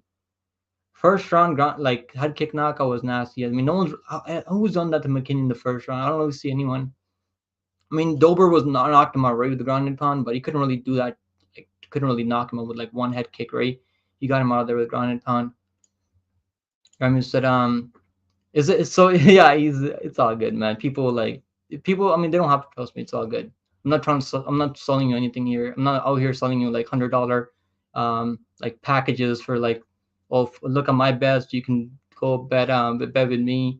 There's people out there selling you like $100 packages, like $150. They charge like $200 per month. I mean, we might as well go watch those people. Include said, LOL, that's racist. It's all good. And you say you look hard to trust on picks. Hey, white guy, KFC, you look hard to trust. There is said Omar Sy should be a candidate for lock of the week. I feel pretty confident, but a guy making his debut at minus 300, bro. Like, I don't know what the line's gonna be. He's probably gonna be. He was minus 275 over Tricoli, I think that fight is gonna be way easier than this one. because Tricoli is like a jiu-jitsu nerd, doesn't really have the best striking. Toko's he's got nasty hands on him. Toko's not a bum. Like he was landing some good shots on Min Yang Jiang, who's got nasty striking too, has good chin on him. And we haven't really seen Sai's chin tested. We don't really know what kind of chin he has. He might knock him out with a head kick. I think he can knock him out with a head kick though. Toko's is out of Killcliff FC. Yeah, yeah, he's taking this short notice though. So I do like Omar Sy, but I'm not as confident in him here as I was in that Tricoli fight, because I think Tricoli was going to be more than willing to just look for submissions off his back. He's going to get grounded and pounded. They already said no line for the Psy fight at the moment. Yeah, I think it's going to be like at least minus 200 because he's taking this fight in full camp race. So this is going to be at least like 2-1 here. But I think it's not going to be crazy wide as that Flores fight. I mean, Tricoli fight, because people are familiar with who they know who this guy Tokos is. And McCliff's a ground and pound him off sounds sus. Guys said LOL McCliff's Patchy Mix Patchy Mix at minus 325. That was minus 325 now. Was he not like minus 220, minus 225 earlier? You need to like Bellator parlay now. I think like we'll do a parlay for I'll give you a parlay right now for Bellator that I feel I haven't done any parlays for Bellator yet. I haven't made any bets for Bellator yet. But I'm definitely gonna put Patchy Mix, and like you can still bet him at minus 220, minus 275 and bet with other books out there. FanDuel has him at minus 270. I don't know, Betterline probably. I think Betterline number is like minus 300 from Betterline to minus 330. So the line's getting steamed for Patchy Mix. I think it's better off taking him by ITD. I think he's gonna finish Magomed again, probably by TKO or submission. But I like Patchy Mix, and you can take the under 1.5 in that Duombe 5 when they open the. I think BetOnline. Okay, so BetOnline has odds here. So, but they let you parlay already? No, they don't let you parlay for some reason on BetOnline until like later in the week. That's what I hate about BetOnline. Like they don't let you parlay right away. Like other books like Betway, DraftKings, you can parlay whenever you want. But on BetOnline, they let you parlay like a couple of days before the fight for some reason. But I think Patchy Mix will get the finish. ITD, what's the ITD? Minus 165 for him to finish the fight. Fight doesn't go the distance, minus 260. Take the fight doesn't go the distance instead than betting ITD. But yeah, I think 3-leg parlay, man. We'll do a 3-leg parlay. So 3-leg parlay. John Bellarino, I think Bellarino's gonna win, but scary parlaying him because he's losing minutes on the feet sometimes in his fights. But he's been fighting the better guys out there. Has a crazy wheel kick KO in that Contender Series. Dana White still didn't sign him because he's not really that active in the first few rounds. That's the only reason Dana White didn't sign him. And then he's been fighting in LFA, got some good finish wins in LFA recently. Archie Kogan, I think, Patchy Mix, and you can do one more. Is this Alia fight canceled? Was that fight canceled? What happened there? They don't have lines on that one for DraftKings for some reason. I think it's not, you're not even getting plus money on 3-leg parlay. Holy shit. I don't like doing 3-leg parlays that you're not even getting plus money on. Duombe, plus 136. I think this one can cash though. Vancinas, he's fighting a 40-year-old guy that's been looking pretty good out there, but I think he's gonna get subbed in this fight. So Duombe is taking on a guy in short notice. Jay Lee Willis is taking this fight in short notice. Yeah, I think he's gonna get finished. He's coming off a brutal KO loss against a Russian guy, Kurmagomedov. He had a flying knee in the clinch. I don't know if it was a flying knee. I think it was just a knee. It went out brutally. He had a surgery recently. So he's coming off a surgery, taking on a dangerous striker in Duombe. I don't think he's going to get the takedowns here. He's going to be looking to strike. Duombe's going to knock him out. I think the under 1.5 was probably better in that Duombe fight. So I think this one can cash. This 4-leg parlay. It's chalky as hell, but I think it's going to cash. Let's get back to the fight. We don't have a line for this one, so once the lines drop, we'll probably do like a breakdown. Grimbo the lock at minus 142. I'll probably do either Grimbo or like Angela Hill. Well, yeah, Grimbo is like first round is kind of tricky. His defensive submissions, like grappling, is kind of scary sometimes. But I don't really rate Brahimaz all that much. He's also coming back after a layoff. What's going on, Woken? Good to see you, Woken. He said, "What's up, brother? Let's go, Woken." Remy said, "Aero said Rose versus Misi is a go for July 13." Yeah, I seen that. I seen that on Instagram. They made that matchup official, right? Bro, that's gonna be a main win, right? God damn it. Is that gonna be a main win? I mean, at least Macy's fun to look at, right? It's gonna be a good matchup though. It's gonna be a fun matchup. Yo, what's going on, Mushroom MMA? Good to see Mushroom MMA, guys. If you guys haven't checked, make sure you guys check out Mushroom MMA. He's good people's man.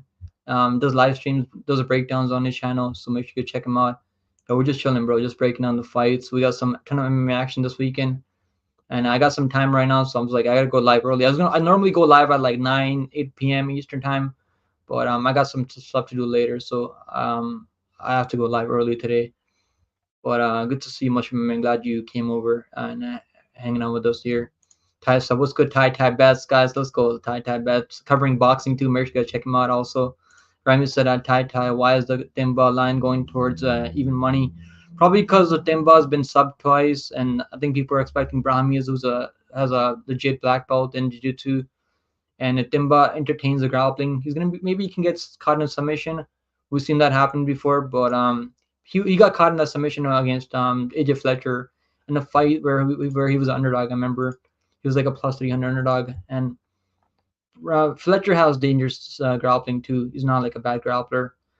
Yeah, we'll talk about the fight in a couple of fights from now. That's gonna be on the main card. All right, guys. Next fight on the card. So my picks for the last fight is gonna be Omar Sy by like a ground and pound finish. We don't have the lines open for that one. Now, I do like a bet for this fight a lot.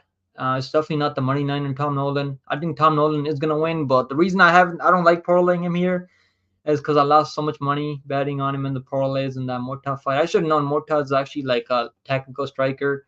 Mota is kind of chinny, but Mota has dangerous hands on him, and I like Mota, man. Mota's a cool dude. I was kind of hoping that Mota would win, but for my bets, I was like, God damn it, man. The way like Nolan got knocked out was nasty. Like he just left himself wide open. He's got the tall man defense. But I think he's gonna bounce back here. I don't trust him at this line, like minus 450. I think it goes under 1.5. Nolan's like gone under 1.5 rounds so many times. He hasn't gone past the first like round and a half in a long time. Even his amateur fights are mostly ending in under 1.5 rounds.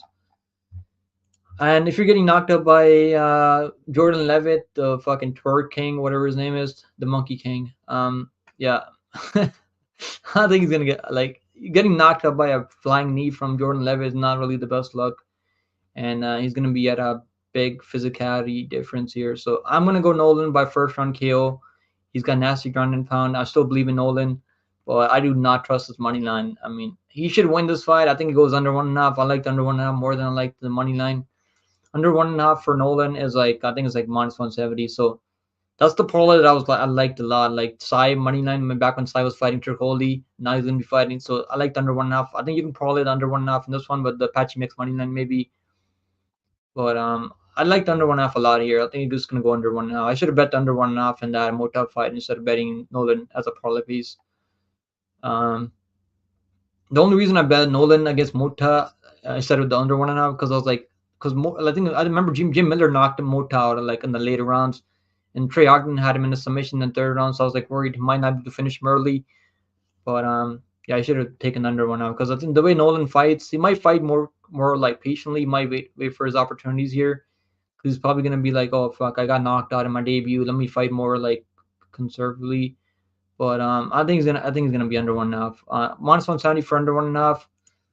I think it goes under 1.5. I think you can play that. Under 2.5, take the under 2.5. Like it's probably gonna be like minus 350. Fight doesn't go this is minus 700. Take fight doesn't start round 3. I think that's a good play because I see a finish happening here in the first. Under 1.5 is what I like.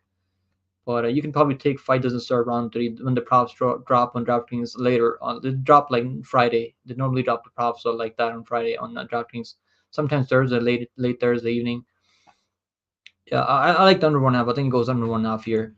Martinez is not really that durable. He's been finished four out of his 5 losses, and all 4 losses by finished where he's been finished were all in the first or second round. So I see Nolan finishing him here. I think he's gonna bounce back in a big way. That's what the UFC is hoping for, and I think it's gonna happen. TG said Dodson Grimbo versus Brahim Mudge. Yeah, we'll go over the fight soon, TG. Larry said Bellator lines are kind of wide as well because most of the favorites win. I mean, it's like setup fights in Bellator mostly. Shanzi said Omar Sy is a lock of the card. I don't know about him being a lock of the card in this fight because this well, okay, what the fuck am I saying? I forgot to bring the Tapalzi up, but yeah, I don't know. Like Tokos is pretty like he hits hard, man. He's got nasty striking, so I don't know about him being like a lock against Tokos. I think Tokos is okay. He's not terrible. Yeah, I thought he was a lock over Tricoli though, because Tricoli's like he's got jiu-jitsu but no striking. So I thought he was a lock over Tricoli, but Tricoli pulled out. So now Toko's taking this fight on short notice. If you guys want to watch some tape on Tokos, I mean, watch that Min Yang Jang fight over against Tokos. That was a good first round to watch. It was a crazy brutal KO by Min Yang Jang. Ty said I'm just one of my most confident picks at a good odds right now. The line could you never know, Grammy. Well, I think it'll stay the same, possibly get worse. Ty said I don't know what it was at opening odds. Timba was like minus 250. I think it's at opening odds minus 225. I would not touch him at minus 200 because he's defensive grappling skills are still kind of like suspect. But since The Rock got him the house, he's actually been training hard. And Brahimaz hasn't been fighting a long time. Brahimaz also coming off of surgery now too. Ty said, up to you if you think this is trending that way. And I don't think he's gonna be underdog. I don't see Grimbo flipping to an underdog here. I think he's gonna stay as a favorite. Probably gonna be like it's probably gonna settle in at like minus 180 later in the week. I feel like. Larry said Grimbo is kind of sketchy. Hermes has a lot of submission finishes, and Grimbo has lost by submission. That is true. I think that's what people are looking at, right? So I think people are looking at Hermes a lot of first round submissions. Can he catch him in a first round submission? Maybe, right? I mean, it's a fight. Anything can happen in the fight. But I think Dimba is going to be smart enough. He's going to keep it on the feed. And I think he's going to be looking to strike with him because he's going to be the far better striker. Even though he's not that technical on the feed, he's going to have the power. He's going to have the reach. He's going to have the reach. And but you never know. He does like grappling. He does like missing and takedowns sometimes. What's going on, Strickland? Good to see you, man. Grammy said, I can't believe they'll let that little boy fight Macy. Pat Berry, man, bet everything against Pat Berry. Look what he told Manifield to go out there and do. He told Manifield to go bum rush that world class kickboxer and Oberg. Look what happened. Look what happened. I'm kicking myself now fucking parlaying Oberg. I should have parlayed him with Woodson instead of Rambesky, I guess. World War III gonna be lit. Check news: Strickland versus Hamza booked international fight week. Wasn't Hamza fighting Whitaker? He's fighting Whitaker, right? Are you trolling me right now, Strickland? He's fighting Whitaker, right? So what happened in that Whitaker fight? You gotta be trolling me right now. Bet the house on that freaking pick. You should do power slap. Yeah, I'm definitely not doing power slap. I like watching power slap from time to time. It's fun watching power slap. Larry said, I'm hyped for the Andre Lima versus Nam Jurgel fight. Yeah, that's gonna be on the UFC 302 card. Yeah, I haven't done tape study for that guy I don't know if he's from like South Korea or like where he's Asian though. I know that much. Yeah, it's gonna be a fun fight. I gotta watch some tape on him, see how good he is. But Lima's pretty solid. I think Lima's probably favored right now in the odds. EBT versus Rigo in a power slap. Who wins? Rigo. Probably Rigo. Yeah, Rigo for sure. That EBT guy is kind of weird, right? Isn't he a fucking weirdo? Isn't he like a creep or some shit? That's what I heard. Guru in the chat. Chief is Guru. Okay. Rami said I had an Oberg and a Black Beast parlay. Bro, that's solid, man. I only had two parlays. The one parlay that I had was under 2.5 in the McKinney, over 2.5 in that JJ fight, and over 2.5 in that Johnson fight. And the other parlay that I had was the Woodson money line and Rebesky money line. But I made a mistake of trusting Rebesky like against a proven guy in the UFC against Farah. But I just didn't think Farah was gonna look that good at fucking 39 years old. I just didn't see that happening, bro. Farah, like the pace Farah was able to keep, even if I thought I was like, even if it goes long, I think Rebesky's at least gonna win 2 rounds. I was like, no way Farah's gonna be able to keep that pace on him, like. And they should have just let him fucking survive to the decision. I mean, he took an absolute beating for only to get TKO'd in that last 10 seconds, bro. I hate that referee so much. Even though they should have probably stopped the fight earlier, like they want to stop the fight, but they stopped it in the last like bro, in the last like 8 seconds to go, like with 8 seconds to go to to the scorecards. I mean, it should have just let it go on, let him take a couple more punches and not get TKO'd. Like that's kind of weird. I get it why they stopped it though. It's kind of made sense. So they probably should have stopped it earlier. They're gonna stop it anyways. Ty said Hermes hasn't fought in 2 years and coming off a spinal injury that he almost had to retire before. Yeah, there's a lot of like things playing against Hermes, but he's a good grappler though. So I get why a lot of people that like betting underdogs. I think they're heavy on Hermes this week. Yeah, I'm gonna go with the Nolan by first round KO, but I don't really trust his money line. I like the under 1.5 more than the money line because I do see him finishing this fight. Or take the fight doesn't start round 3 in a parlay in the chalky parlay. You're probably gonna get like minus 250 in that fight doesn't start round 3, and when they drop those odds on those props on DraftKings later in the week. I don't know. I don't. BetOnline doesn't have those odds up for some reason. They never drop those fights. Do this? I don't think they have those odds.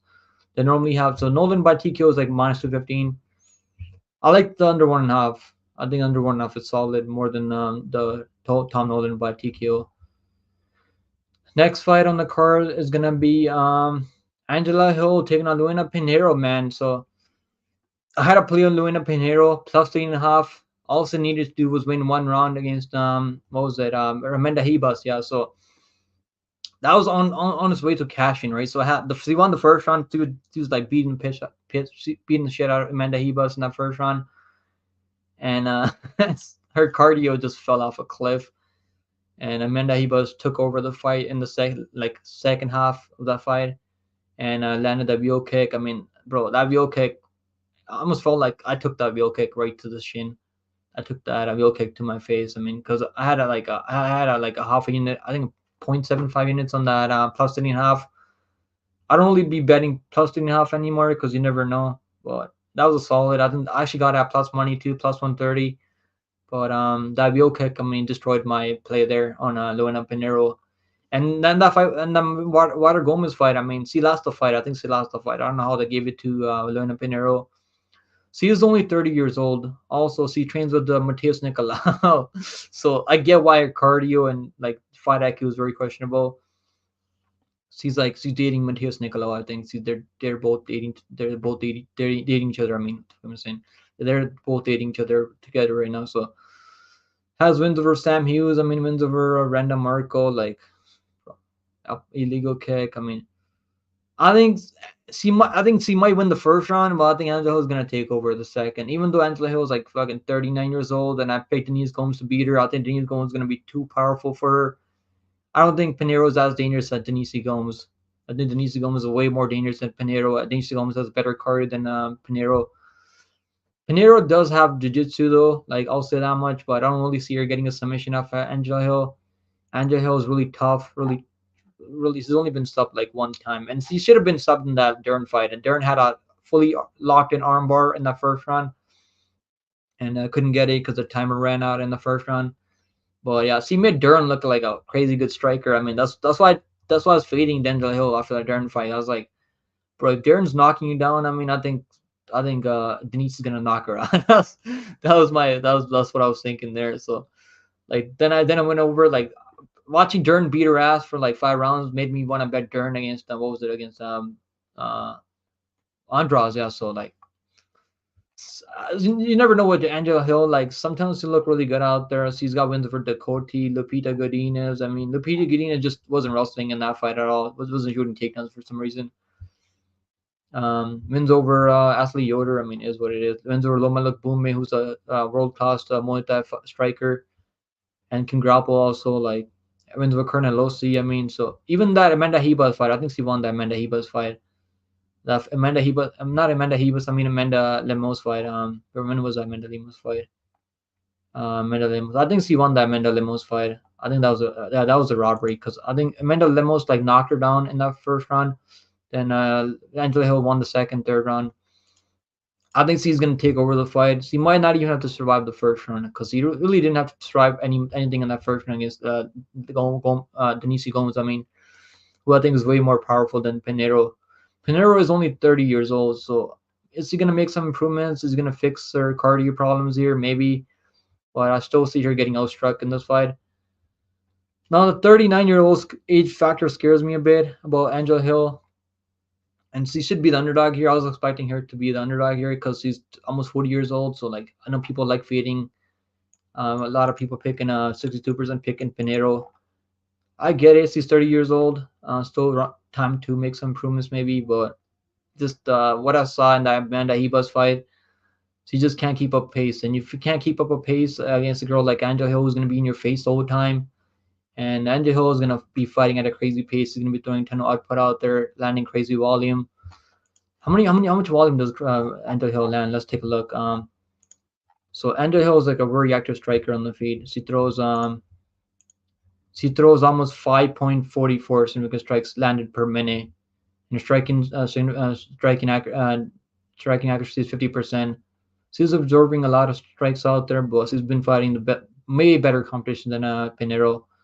Has a takedown defense of 75%, solid takedown defense. So I don't see her getting taken on here. She's got good grappling. She was looking for submission of Denise Gomes. Almost had a submission locked in the Denise Gomes fight.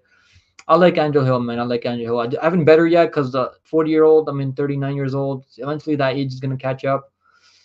I think she's gonna win though. Like the age is kind of scaring me because Pinero is kind of dangerous in the first round, but I don't really see her getting a finish here. I do think Angel Hill gets it done, but maybe the line closes down. Maybe you might be able to get her a plus, like even money. I mean, the line is closing down. She's minus 135 now. Decision too, but Pinero kind of just breaks down later in the fights too.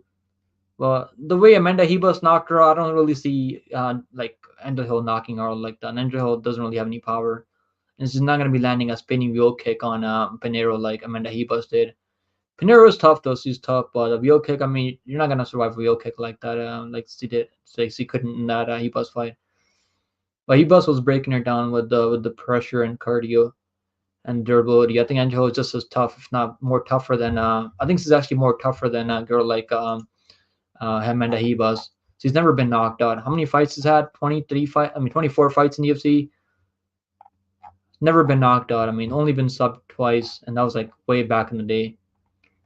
Yeah, I like Angela Hill. I think I might consider making her my lock of the week because it's just the age kind of scares me, but I think she's gonna win. I'm not that high on Pinero.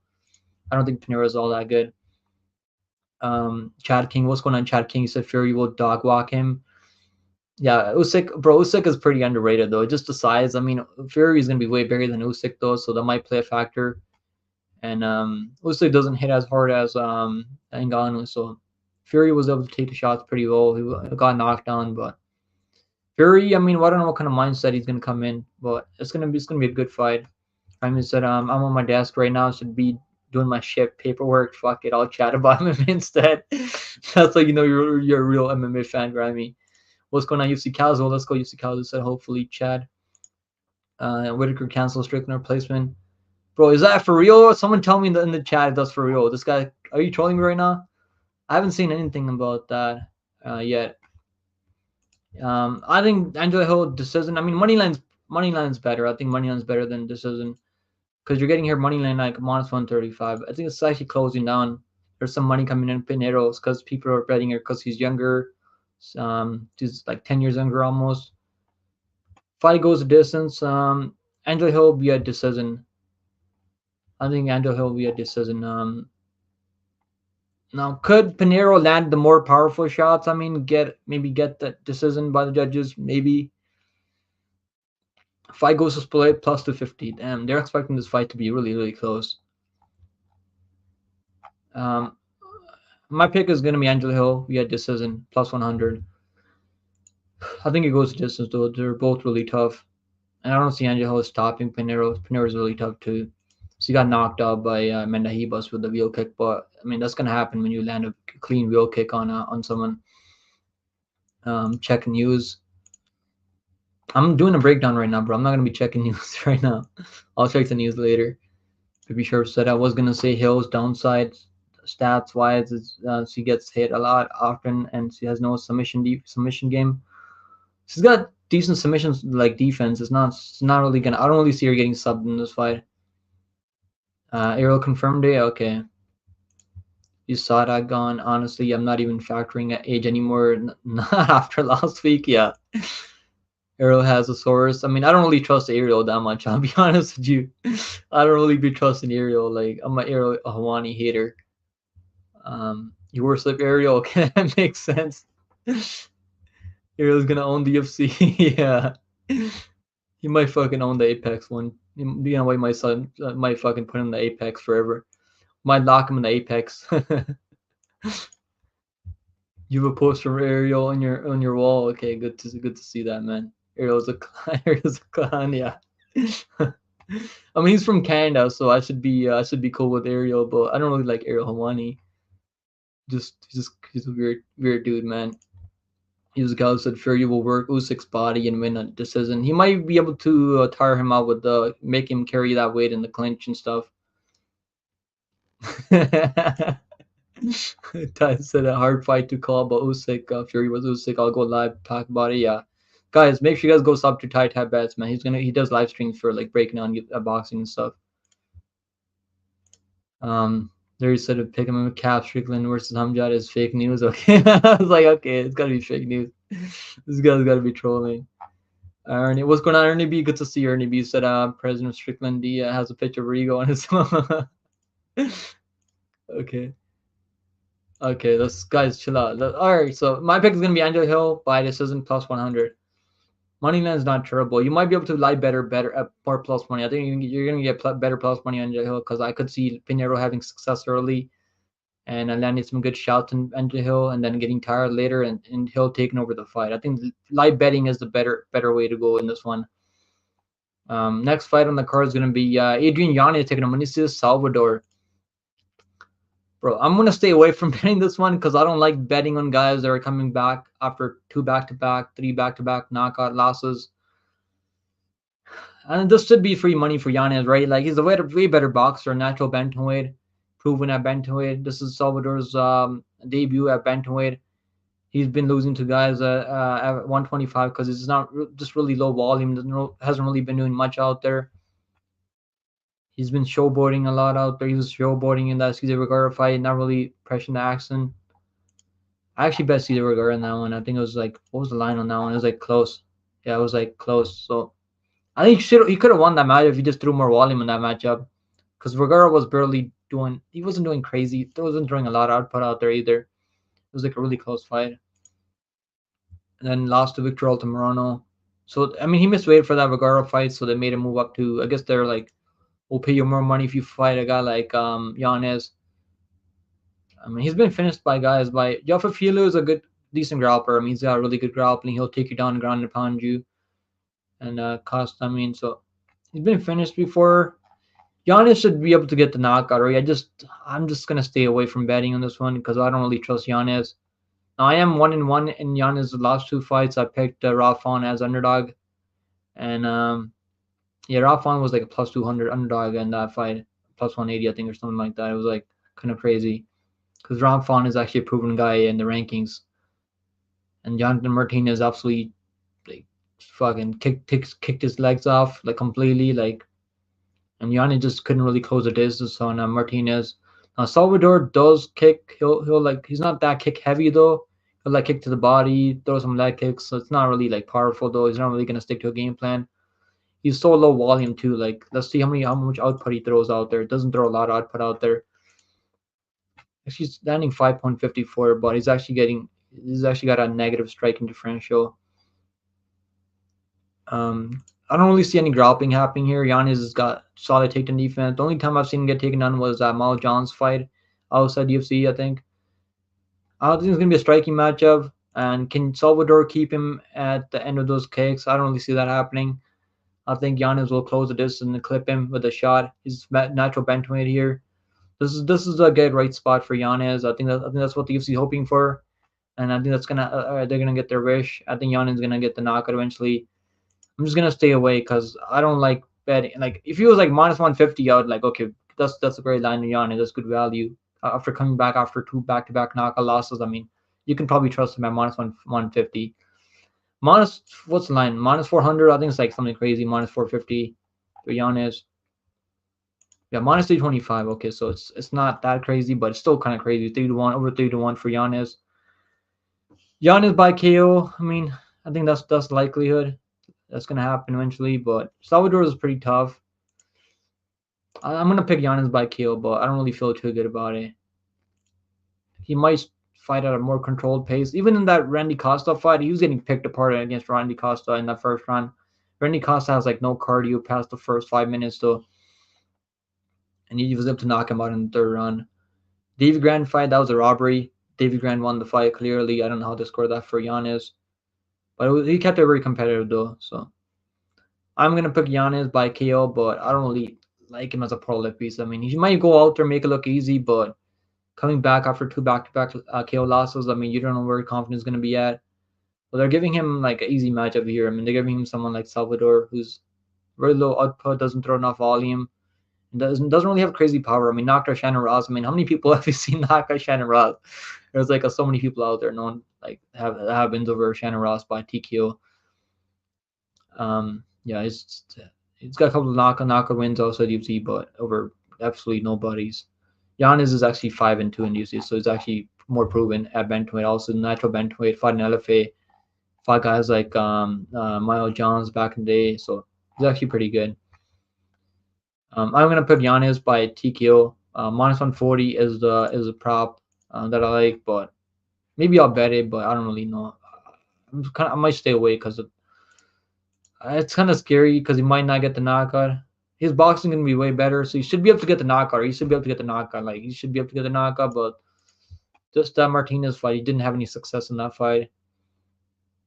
I don't think Salvador is really gonna be able to chop his legs down like Martinez was able to do. So Giannis is gonna be the pick by TKO. Is gonna be the pick, but I'm probably good on.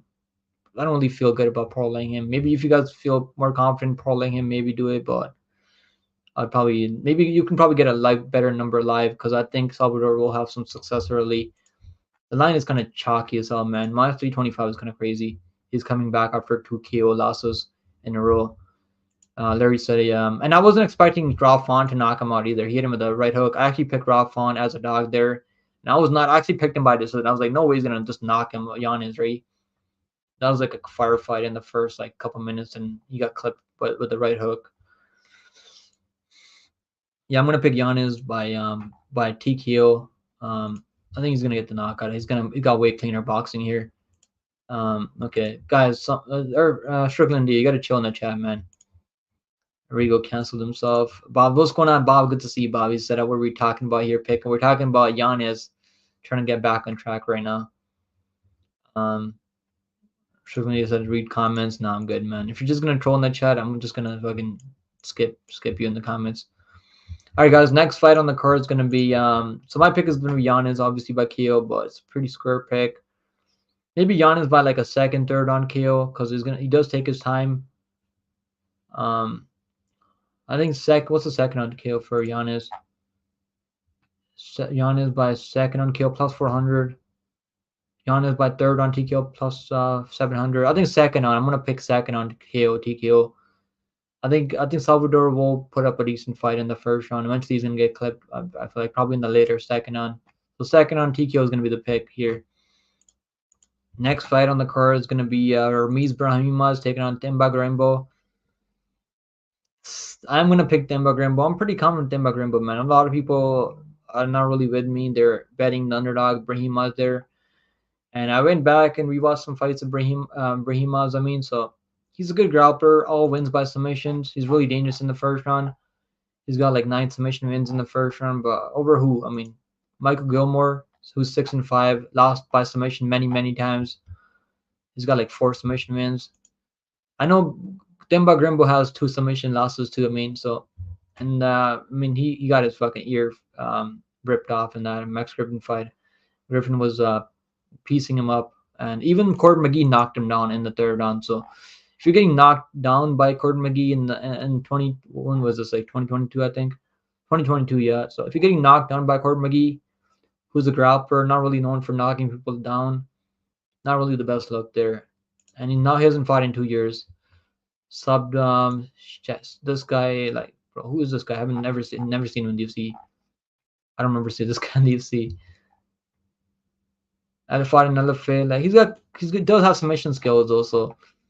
Hopefully, Demba Grimbo keeps it on the feet. I think he's gonna be a way better striker. He's gonna have the reach advantage. Also gonna be bigger. Also been he's been active recently. So I mean, in that Age of Fletcher fight, I mean, they were just grappling back and forth, and he got caught in the guillotine choke. He tapped pretty quickly though. So that's kind of scares me about Demba Grimbo because he wasn't really trying to fight his way out of that submission. He tapped right away, like so. He's also been subbed before. He's been subbed twice, so that was back when he didn't really have a home. I mean, Rock gave him a home, and he wasn't really didn't really have a meal plan. Kobe Covington was giving him meals. Now he got the 50K bonus in that last fight over Pete Rodriguez. I think he's gonna have a lot of money to train properly. I think we're gonna see him. We're gonna see him look even better and better now. He looked great out there in Pete Rodriguez fight. Takashi Sato fight wasn't really close. I mean, he was dominating with the grappling, but he should have finished Takashi Sato. But I still won the fight, I guess. And he was like minus 120 there. It wasn't like crazy. It was like minus 120. Yeah. I'm gonna pick Demba Grimbo.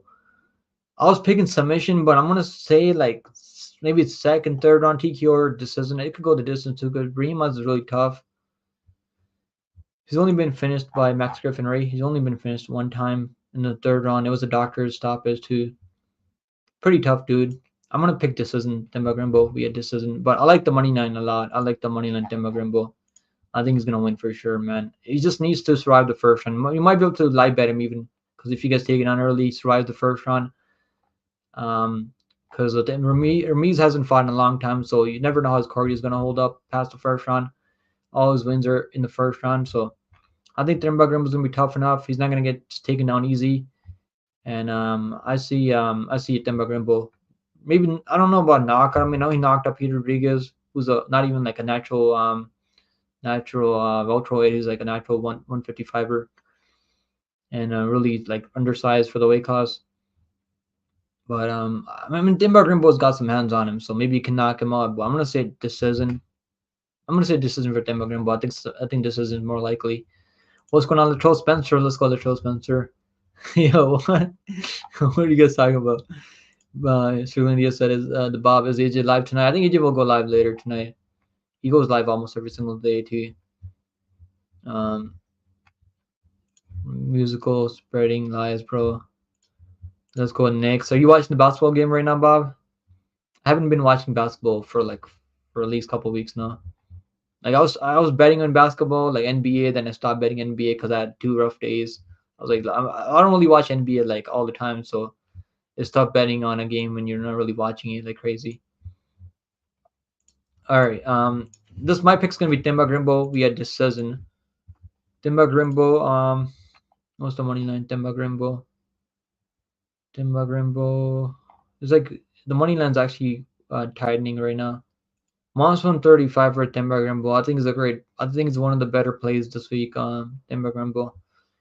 I think he's gonna be way more hungry. Demba Grimbo. Money line's probably the best play here. Over 1.5 minus 135. I mean, I think it could go later, but if Ramiz wins, it's gonna be like a first round submission. Ramiz by submission plus 165. So that's the maybe take no maybe you can look at Ramiz by submission or Grimbo by decision maybe, but Grimbo's got some hands on him. Maybe you can finish and knock him out. Ramiz is pretty tough. He's got decent striking too. He's not like a terrible boxer. I'm gonna say Demba by decision though. It's gonna be my pick. Demba moneyline is probably the best value here. You're getting a guy that's not coming back after a layoff, not coming back after surgery. Like Ramiz is actually coming back after surgery, coming back after over 2 years off. Is a first round submission grappler. Yeah, I like Demba. I think Demba's gonna win. Next fight on the card is gonna be co-main event. Now we got Chaos Williams taking Carlston Harris, man, and this is the fight that I might pick flip on because Carlston Harris he's looked pretty good out there, man. He was getting dominated by Jeremiah Wells until the third round. He caught him in the anaconda choke. Jeremiah Wells was taking him down whenever he wanted to take him down. He was absolutely beating him up for the first 12 minutes of that fight. Even 13, I think it's 13 minutes of that fight. When did he submit him? I think he subbed him in third round. Yeah, he subbed him in the third round. He put him to sleep, man. That was a nasty anaconda choke. Has wins over guys like Jared Gooden. I mean, solid win. Wins over Impact Kasangane, who's fighting at 205.9 PFO. Is absolutely looking great out there in PFO. Wins over this guy, this Russian guy who was like, I think it was like six. What was he, like 16-1 at the time? I think he was actually like, no, not this one. Russian guy. This one. He was like 17-1 at the time. This absolute Russian killer. Carlson Harris. I'm still gonna pick Carlson Harris here because I like the grappling. And Chaos Williams' last fight looked pretty terrible. I had him in parlays, and it was like a minus 300 parlay leg, and it was like, bro, it's not worth it. That was parlay leg was not worth it. It was sweaty as hell. And I was lucky they gave it to Chaos Williams, because Bedoya, look, Bedoya probably should have won that match because he's throwing more output out there, taking over the fight later in the second, third round. Bedoya, we thought Bedoya was great, man. After that, we all bet Bedoya in that Kanan Sang fight. Bedoya just looked terrible in his next couple fights, like next fight of Kanan Sang. So like him being competitive with Chaos Williams made me think that Bedoya was actually really good. Now, Chaos Williams has a lot of power in the first early. Like if you can knock out anyone early, I feel like he's really durable, man. So he's knocked out like guys cold. Alex Morono, he knocked Alex Morono in 30 seconds. Knocked out what was the name? Abdul Razak Olsan in the first 30 seconds. So knocked out Miguel Baeza, who we haven't seen in a long time. I think he's gonna be fighting soon, right? He's got a fight coming up against Punahele Soriano. So dude is dangerous, man. He's gonna be live for the KO. I feel like he's gonna be live for the KO 100%. That last two fights are terrible, man. Last two fights went to split. I'm gonna pick Carlson Harris, but 36 years old, like the layoff, like not layoff. I mean, he's 36 years old, hasn't fought in 9 months. I mean, they both haven't fought in a long time.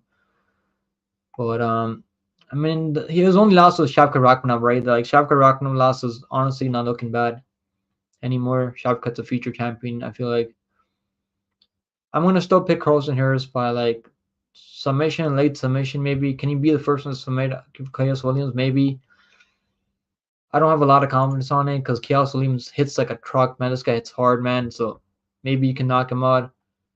But I don't know. I'm not that high on Chaos Williams. Maybe because of his last fight was pretty terrible.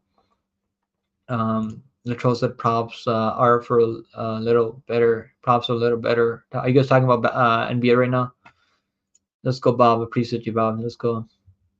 Larry said Nolan at minus 500 is shit, though I can't trust him at those odds after a KO loss. That's why I like the under 1.5. I think under 1.5 is solid, bro. In that Nolan fight, it's better because the way he fights is gonna go under 1.5 rounds, or you can take fight doesn't start round 3. Too risky. Yeah, the line is kind of chalky though, but yeah, it's tough betting on a guy like a minus 500 when you drop the ball. His last fight as a minus 300. As a big time favorite. I mean, this card is terrible. I mean, it's not as horrible. We've seen some worse cards than this one. I don't know if you guys remember that Keaton Vieira fight against Holly Holm. That card was way worse than this one. This is not terrible. I mean, I think it's a lot better than some other cards out there we had in Apex recently. Barboza agreed. Latrell, what are these fights? Is this FIFA? I mean, we got a fun fight, man. Barboza versus Lauren Murphy. It's gonna be a good match. I mean, Barboza's last fight was an absolute banger, so it's not gonna be terrible. I feel like Bob. But, he can't lose to that guy. Yeah.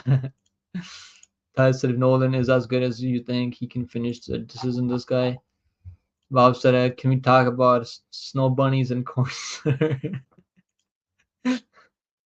Baby Sharp said, win round 1, 29% goes the distance, 42% goes the distance, 29%. Chaos Williams winning and losing percentage. Yeah, his first round finishing ability is like pretty high, man. So he's gonna be live catching Carlson Harris. Carlson Harris has a herky jerky striking. Striking is not as clean as Chaos. Chaos Williams is a guy that's gonna take chances out there, trying to land a big bomb. He might knock him out in the first like minute. I mean, that can definitely happen. But Carlson Harris is a more well-rounded fighter. I feel like he's got better cardio, better like he's tough. Even when he's losing, he can still pull something off crazy. If it stays standing, I think Chaos Williams is gonna win this fight all day. If it's a striking match, I think Chaos Williams wins. If Carlson Harris can get a takedown, make him grapple, I think he's gonna be live for submission. But let's see what happens. Though, Baby Sharp said UFC only considered considered for that. Bob said, glad to see your cough is better. Pick him. Yeah, I'm not. I don't really have dry cough anymore. It was terrible, man. I was trying to do breakdowns and fights with the cough. And it was tough talking with the cough and everything. So I'm glad it's not it's gone now. I appreciate that, Bob, though. Yeah, all right, guys. Next fight. So let's take a look at some props. I forgot to look at the odds. I mean, so odds for this one are really close. Now, betting on Carlston Harris, so you want at least more plus money on Carlston Harris because he's not going to be the better striker here. Nick Chaos William will be the better striker, more powerful striker here. Chaos William's cardio is not terrible either. Like Carlston Harris is better grappling, more dangerous in the fight. I want to see the weigh-ins. I might switch my pick on the weigh-in because this is my lowest confidence pick on the card. I'm plus 102 for Carlston Harris. So I think a lot of people are on the Carlston Harris side in this week. If I didn't see Chaos Williams' last fight against Ronaldo Bedoya, I'd pick Chaos Williams there all day. Just his last fight was a terrible, terrible look. And Chaos Williams never been finished before, so it's really tough. Carlston Harris by submission plus 450. Carlston Harris by decision plus 300. Damn, man, it's a tough one. I think live betting is probably you can probably get a better number on Carlston Harris live because he's probably going to lose the first round, get outstruck and probably take over in the second round. I'm probably going to pass on this one because Chaos Williams has fight-ending power in the early. He might be able to catch Harris out cold in the first round. Under 2.5 rounds, 175. Man, I think we're gonna see a finish here either way. I think we see a finish here either way. Yeah, if I go inside, it's no action. Carlston Harris plus 215. That's not bad. I could see Harris, even though he's been finished twice, he's been knocked out twice. Shavkat Rakhmonov knocked him out with a wheel kick, which it's tough seeing the wheel kick coming because you don't really expect something like that. Getting knocked out by Osawadi is not really looking good these days. I mean, Osawadi's barely scraping by in Brave CF these days. He got cut from PFL because he's got no chin left. Getting knocked out by Osawadi not really the best look these days anymore. And Chaos Williams might be able to knock him out here, so it's tough though. But I'm gonna go with the underdog Carlston Harris. But I don't have a lot of confidence in this one, if you guys can't tell. But my pick is gonna be Carlston Harris by late submission or decision. Up next, we got the main man of the evening, guys. We got Barboza versus Lauren Murphy. I know a lot of people in Barboza, man. A lot of people are in Barboza here. Plus 55% picking Barboza. I get it. I picked Barboza over Sadiq Youssef. I did pick Billy Corntillo over Barboza there, and then I picked Bryce Mitchell to beat him. I think thing about Barboza is he's been getting hurt in every single fight out there. The only fight where he wasn't getting hurt was that Billy Corntillo fight where he caught him with that knee trying to shoot a takedown on Barboza. So he got knocked down by Youssef, almost got finished in the first round. Youssef is a good striker, powerful in the first round though, to be fair. So he's tough though. Barboza's really tough. And that Bryce Mitchell fight, Bryce Mitchell was taking him down, knocked him down also. Bryce Mitchell doesn't really knock down anyone. Maybe he was too worried about the takedown. I think that's what happened there. Barboza was too worried about the takedown. Just wasn't really expecting Bryce Mitchell striking at all. Got knocked down twice by Giga Chikadze. Got knocked out eventually. Standing TKO, I think that was. But I mean, the way he knocked out Burgos was crazy. That was a nasty knockout. I mean, it was a late delayed knockout over Shane Burgos. Shane Burgos is barely winning in PFL these days. Not really doing that well in PFL. I'm gonna go with Lauren Murphy just because of wrestling, but this is the first 5-round fight for Lauren Murphy though. He hasn't fought the competition that Barboza has fought, so it's kind of tricky. It's not easy betting against Barboza these days, but I mean, I think you're probably gonna get a better live number on Barboza. You're probably gonna get you could have got plus I think it was you could have got plus 2,000 on Barboza in that Yusuf fight if you were live betting in that fight. And I already had 2 units on Barboza plus 155, and I was thinking about betting him live. I was like, I'm not sure if he's gonna survive the first round because he's getting beat up bad in that first round. He was like a plus 2,000 underdog in that first round, and I should have bet him there because I would have made a ton of money betting on him. And I was worried that Yusuf might not get tired, but Barboza was landing a lot of investing a lot to the breadbasket of Yusuf. He's landing a lot of body kicks, body shots, as those body shots were nasty from Barboza. So Barboza is going to be the most dangerous striker that Murphy has been fighting recently, like has ever fought. Can Barboza time a knee if Murphy shoots a takedown on him? Maybe. I don't know. Just Barboza's like he's 30 years old though, but these Brazilians, man, they don't age like everyone else out there. Like that's tricky. It's definitely tricky. This Barboza's still been looking really good out there. He's been cashing as a dog his last two fights, so I don't blame anyone picking Barboza here. Like I don't blame anyone betting on Barboza because he's been cashing as a dog. Murphy's not really proven yet, but I feel like he's gonna be proven after this fight. I think he's gonna if he doesn't really blow his load like Yusuf did. I think he's gonna be fighting at a more controlled pace. The one thing I don't like about Murphy, which is probably why I'll stay away from betting on Murphy at chalk, is because it's super low volume. And Barboza can definitely like outstrike him if it goes later. If Murphy doesn't catch him in something crazy, Murphy's not really like a powerful striker either. So he's gonna get takedowns. Can he hold on Barboza? That's the only concern if you're betting on Barboza. I am gonna pick Murphy via decision. It's a first 5 round fight for him, but I feel like he's gonna be able to. He's gonna be young enough. He's gonna be in phenomenal shape. I think he can take. I think he can win at least the first 2 rounds.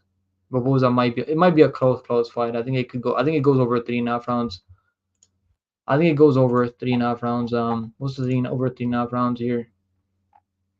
Barboza is dangerous though. So can Barboza catch him with something? Maybe. Over 3.5 rounds, -155. What's Barboza by decision? Barboza by decision plus 525. Not bad. Not bad.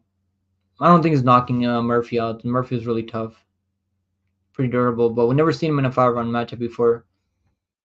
Barboza by third. He almost got that 3rd round finish over Sadiq Yusuf with the wheel kick, and then he was looking for submissions. I don't know why he was attacking submission. He could have. I picked him by 3rd round knockout over Yusuf, and he should have finished him there.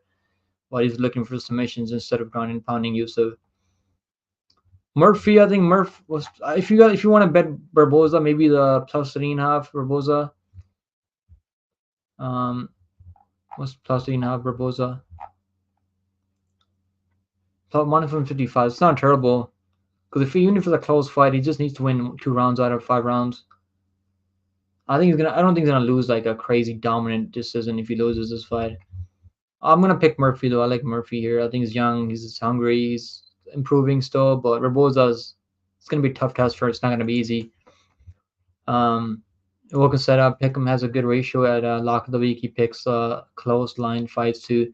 Sometimes, yeah, I picked a chalky, like kind of chalky. Like last week was chalky, Woodson, but I wasn't really that confident in anyone else. Like last week, other than Woodson, even that fight was close. But like when I picked like favorites, I'll give you guys like a plus money prop to play on it, unless it's like money lines are really close. Like the Lopez money line was really close. The only L that we took like recently was the Nicolau money line, like in the last 5 lock of the week. So hopefully we pick someone good this week. I haven't picked a lock of the week yet, but I gotta pick one still. I'll drop the lock of the week video tomorrow maybe. Yeah, yeah, Turtle lock of the week, bro. He won the fight. The fucking Iron Turtle won the fight.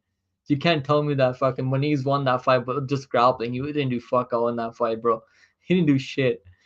What's going on, Narasi? Good to see you, Narasi. Said I'm taking Giannis, Archie, Mix, and a parlay. That's not bad. That's not bad. Archie Kogan, Mix. I like those two like parlays, and Giannis is. I think he's gonna win, but I like that three like parlay. I think that can cash. I'm just gonna stay from parlaying Giannis though. And we're gonna say, yeah, bro. Tell us your lock. I don't have one right now, bro. I really don't have one. I don't even know who my lock of the week's gonna be. It's gonna be a close line favorite, maybe like a close line underdog, maybe, but probably gonna be a close line favorite that I feel confident in.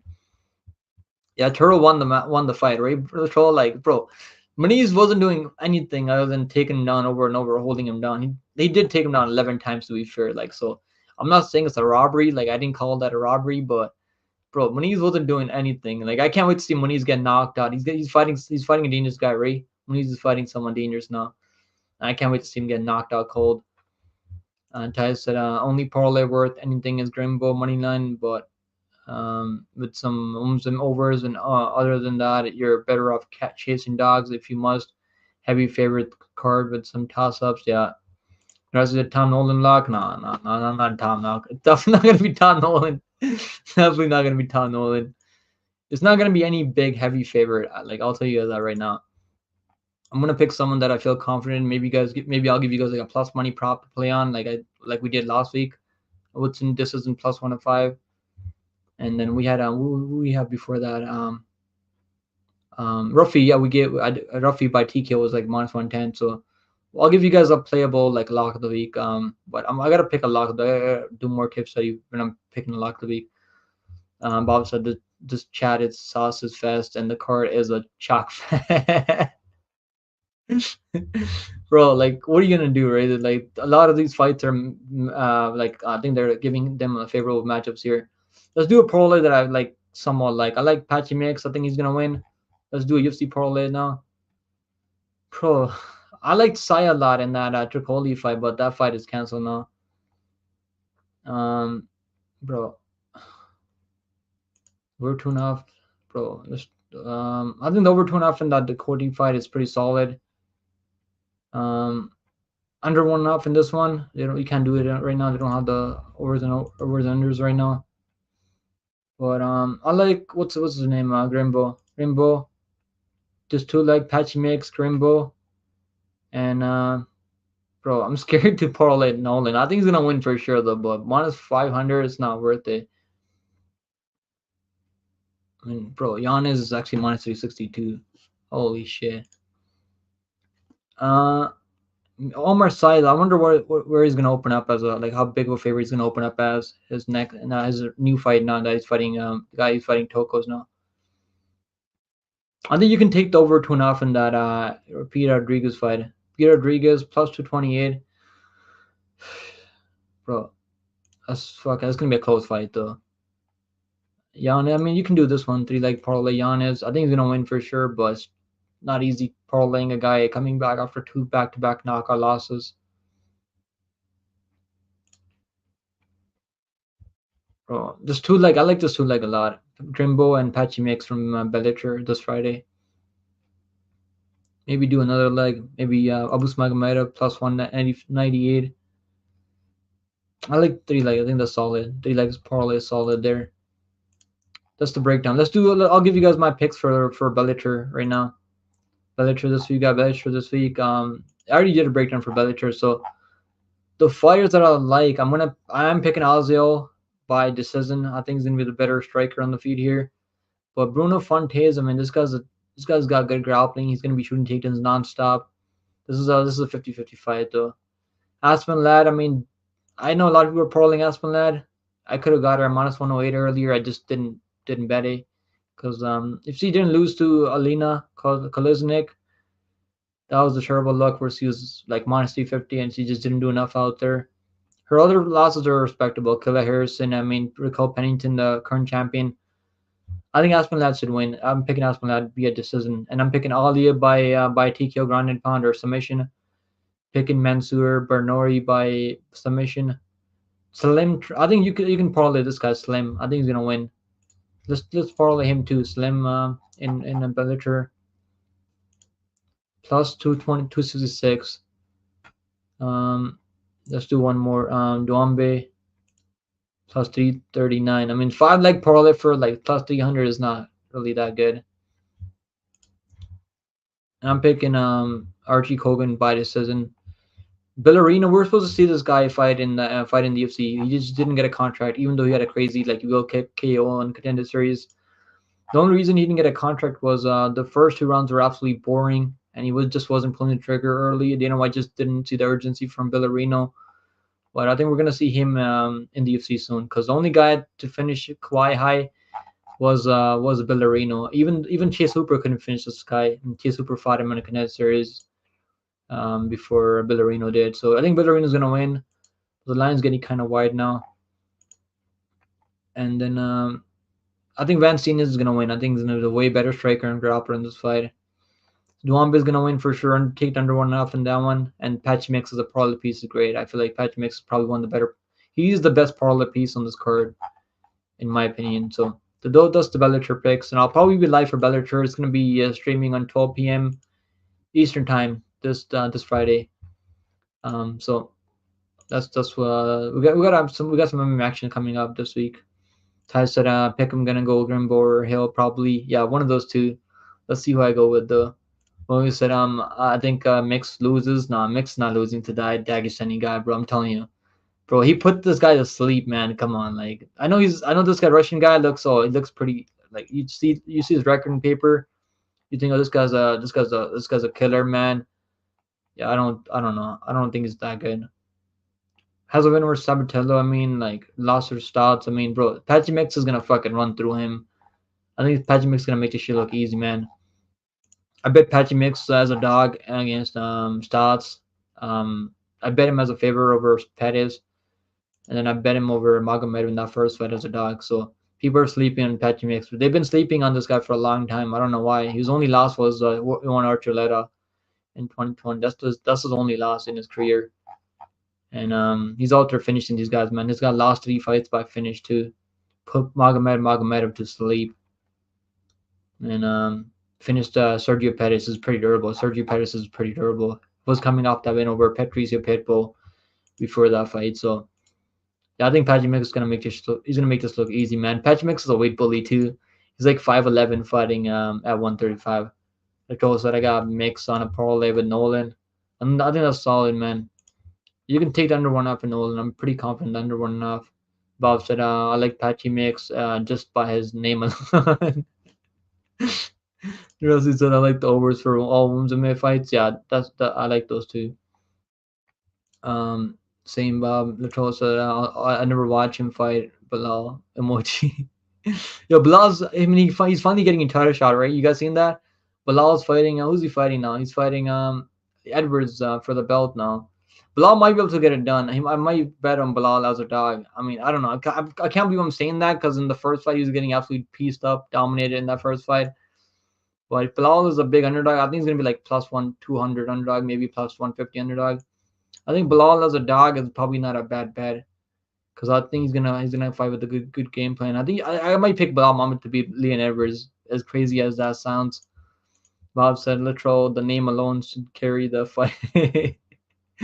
yeah, that two like parlay is solid, man. Rambo and Patchy Mix. Nolan at minus 500, too risky. Yeah, the under 1.5 is the way his fights normally end. Useless. What's going on, Useless? Useless. I mean, he said, pick him. I like how everyone was on Barboza on money line yesterday, and you held your own, saying Murphy's good. I might. Barboza fucking knocks him out. It's gonna be terrible. Well, I don't know, man. I picked Barboza in that spot, and I bet him there over Yusuf as a plus 155 dog, and now people are on the Barboza side because now all of a sudden they believe in Barboza now. I mean, you should be believing in Barboza because he showed how tough he is, right? So I get it. I get everyone picking Barboza. I just feel like Murphy's not gonna fight the way Yusuf did. He's gonna fight at a more controlled pace. He's gonna be mixing in takedowns. He's gonna be like Murphy's actually got way better striking than Bryce Mitchell. I feel like Bryce Mitchell has no striking. And if you can knock down like Barboza, like Bryce Mitchell can knock him down, I think Murphy might move to rock him a couple of times too. Let's see what happens. It's gonna be a good matchup though. Uso said is Leon fighting Bilal in Manchester in UFC 304. Yeah, that's where they're gonna be fighting. John Anik just confirmed it too. John Anik is pretty reliable for the most part. Yeah, that's who confirmed it. Guys, is anyone live right now? I gotta take it easy. I gotta go. I got some stuff to do soon. So that's why I went live earlier today. I'll be live maybe tomorrow. But yeah, let's go. Let's see. Who else is live right now? Is AJ not going live today? I think he was live last night, right? AJ was live last night. Guys, Gamer Tech Toronto is live right now. What are they doing live right now? None. They just ended the stream. Yeah, I don't really think anyone's live right now. Guys, I'm gonna take it easy now. Appreciate you guys as always, man. And we had a fun stream, 2 hours stream. Make sure you guys drop a like on the stream, man. It'll help out the YouTube. You help out with the YouTube algorithm. Bob said, imagine Mr. and Miss Pit Mix trying to come up for a name for their kid. Should we call him Troll Mix? I got it. We will call him Patchy. That's crazy. Luis said, pick him 24-hour stream. Nah, bro. Bro, 24-hour stream is fucking like brutal. Like I've done like 10-hour streams. We've done like 9-hour streams, and those are brutal, bro. Like I got some stuff to do later. So if I didn't have stuff to do later, I was gonna go live at like 9 p.m. That's what I was planning on. Yeah, man. I gotta go do some stuff right now. So I'll see you guys in the next one, man. Take it easy, guys. Have a good night. And I'll be live Friday. I'll be live Saturday also. So I'll probably be live like tomorrow. I'll be live Thursday for sure. So the next 2 days I'll be live either tomorrow or the day after tomorrow. So take it easy, guys. Later, guys. Later.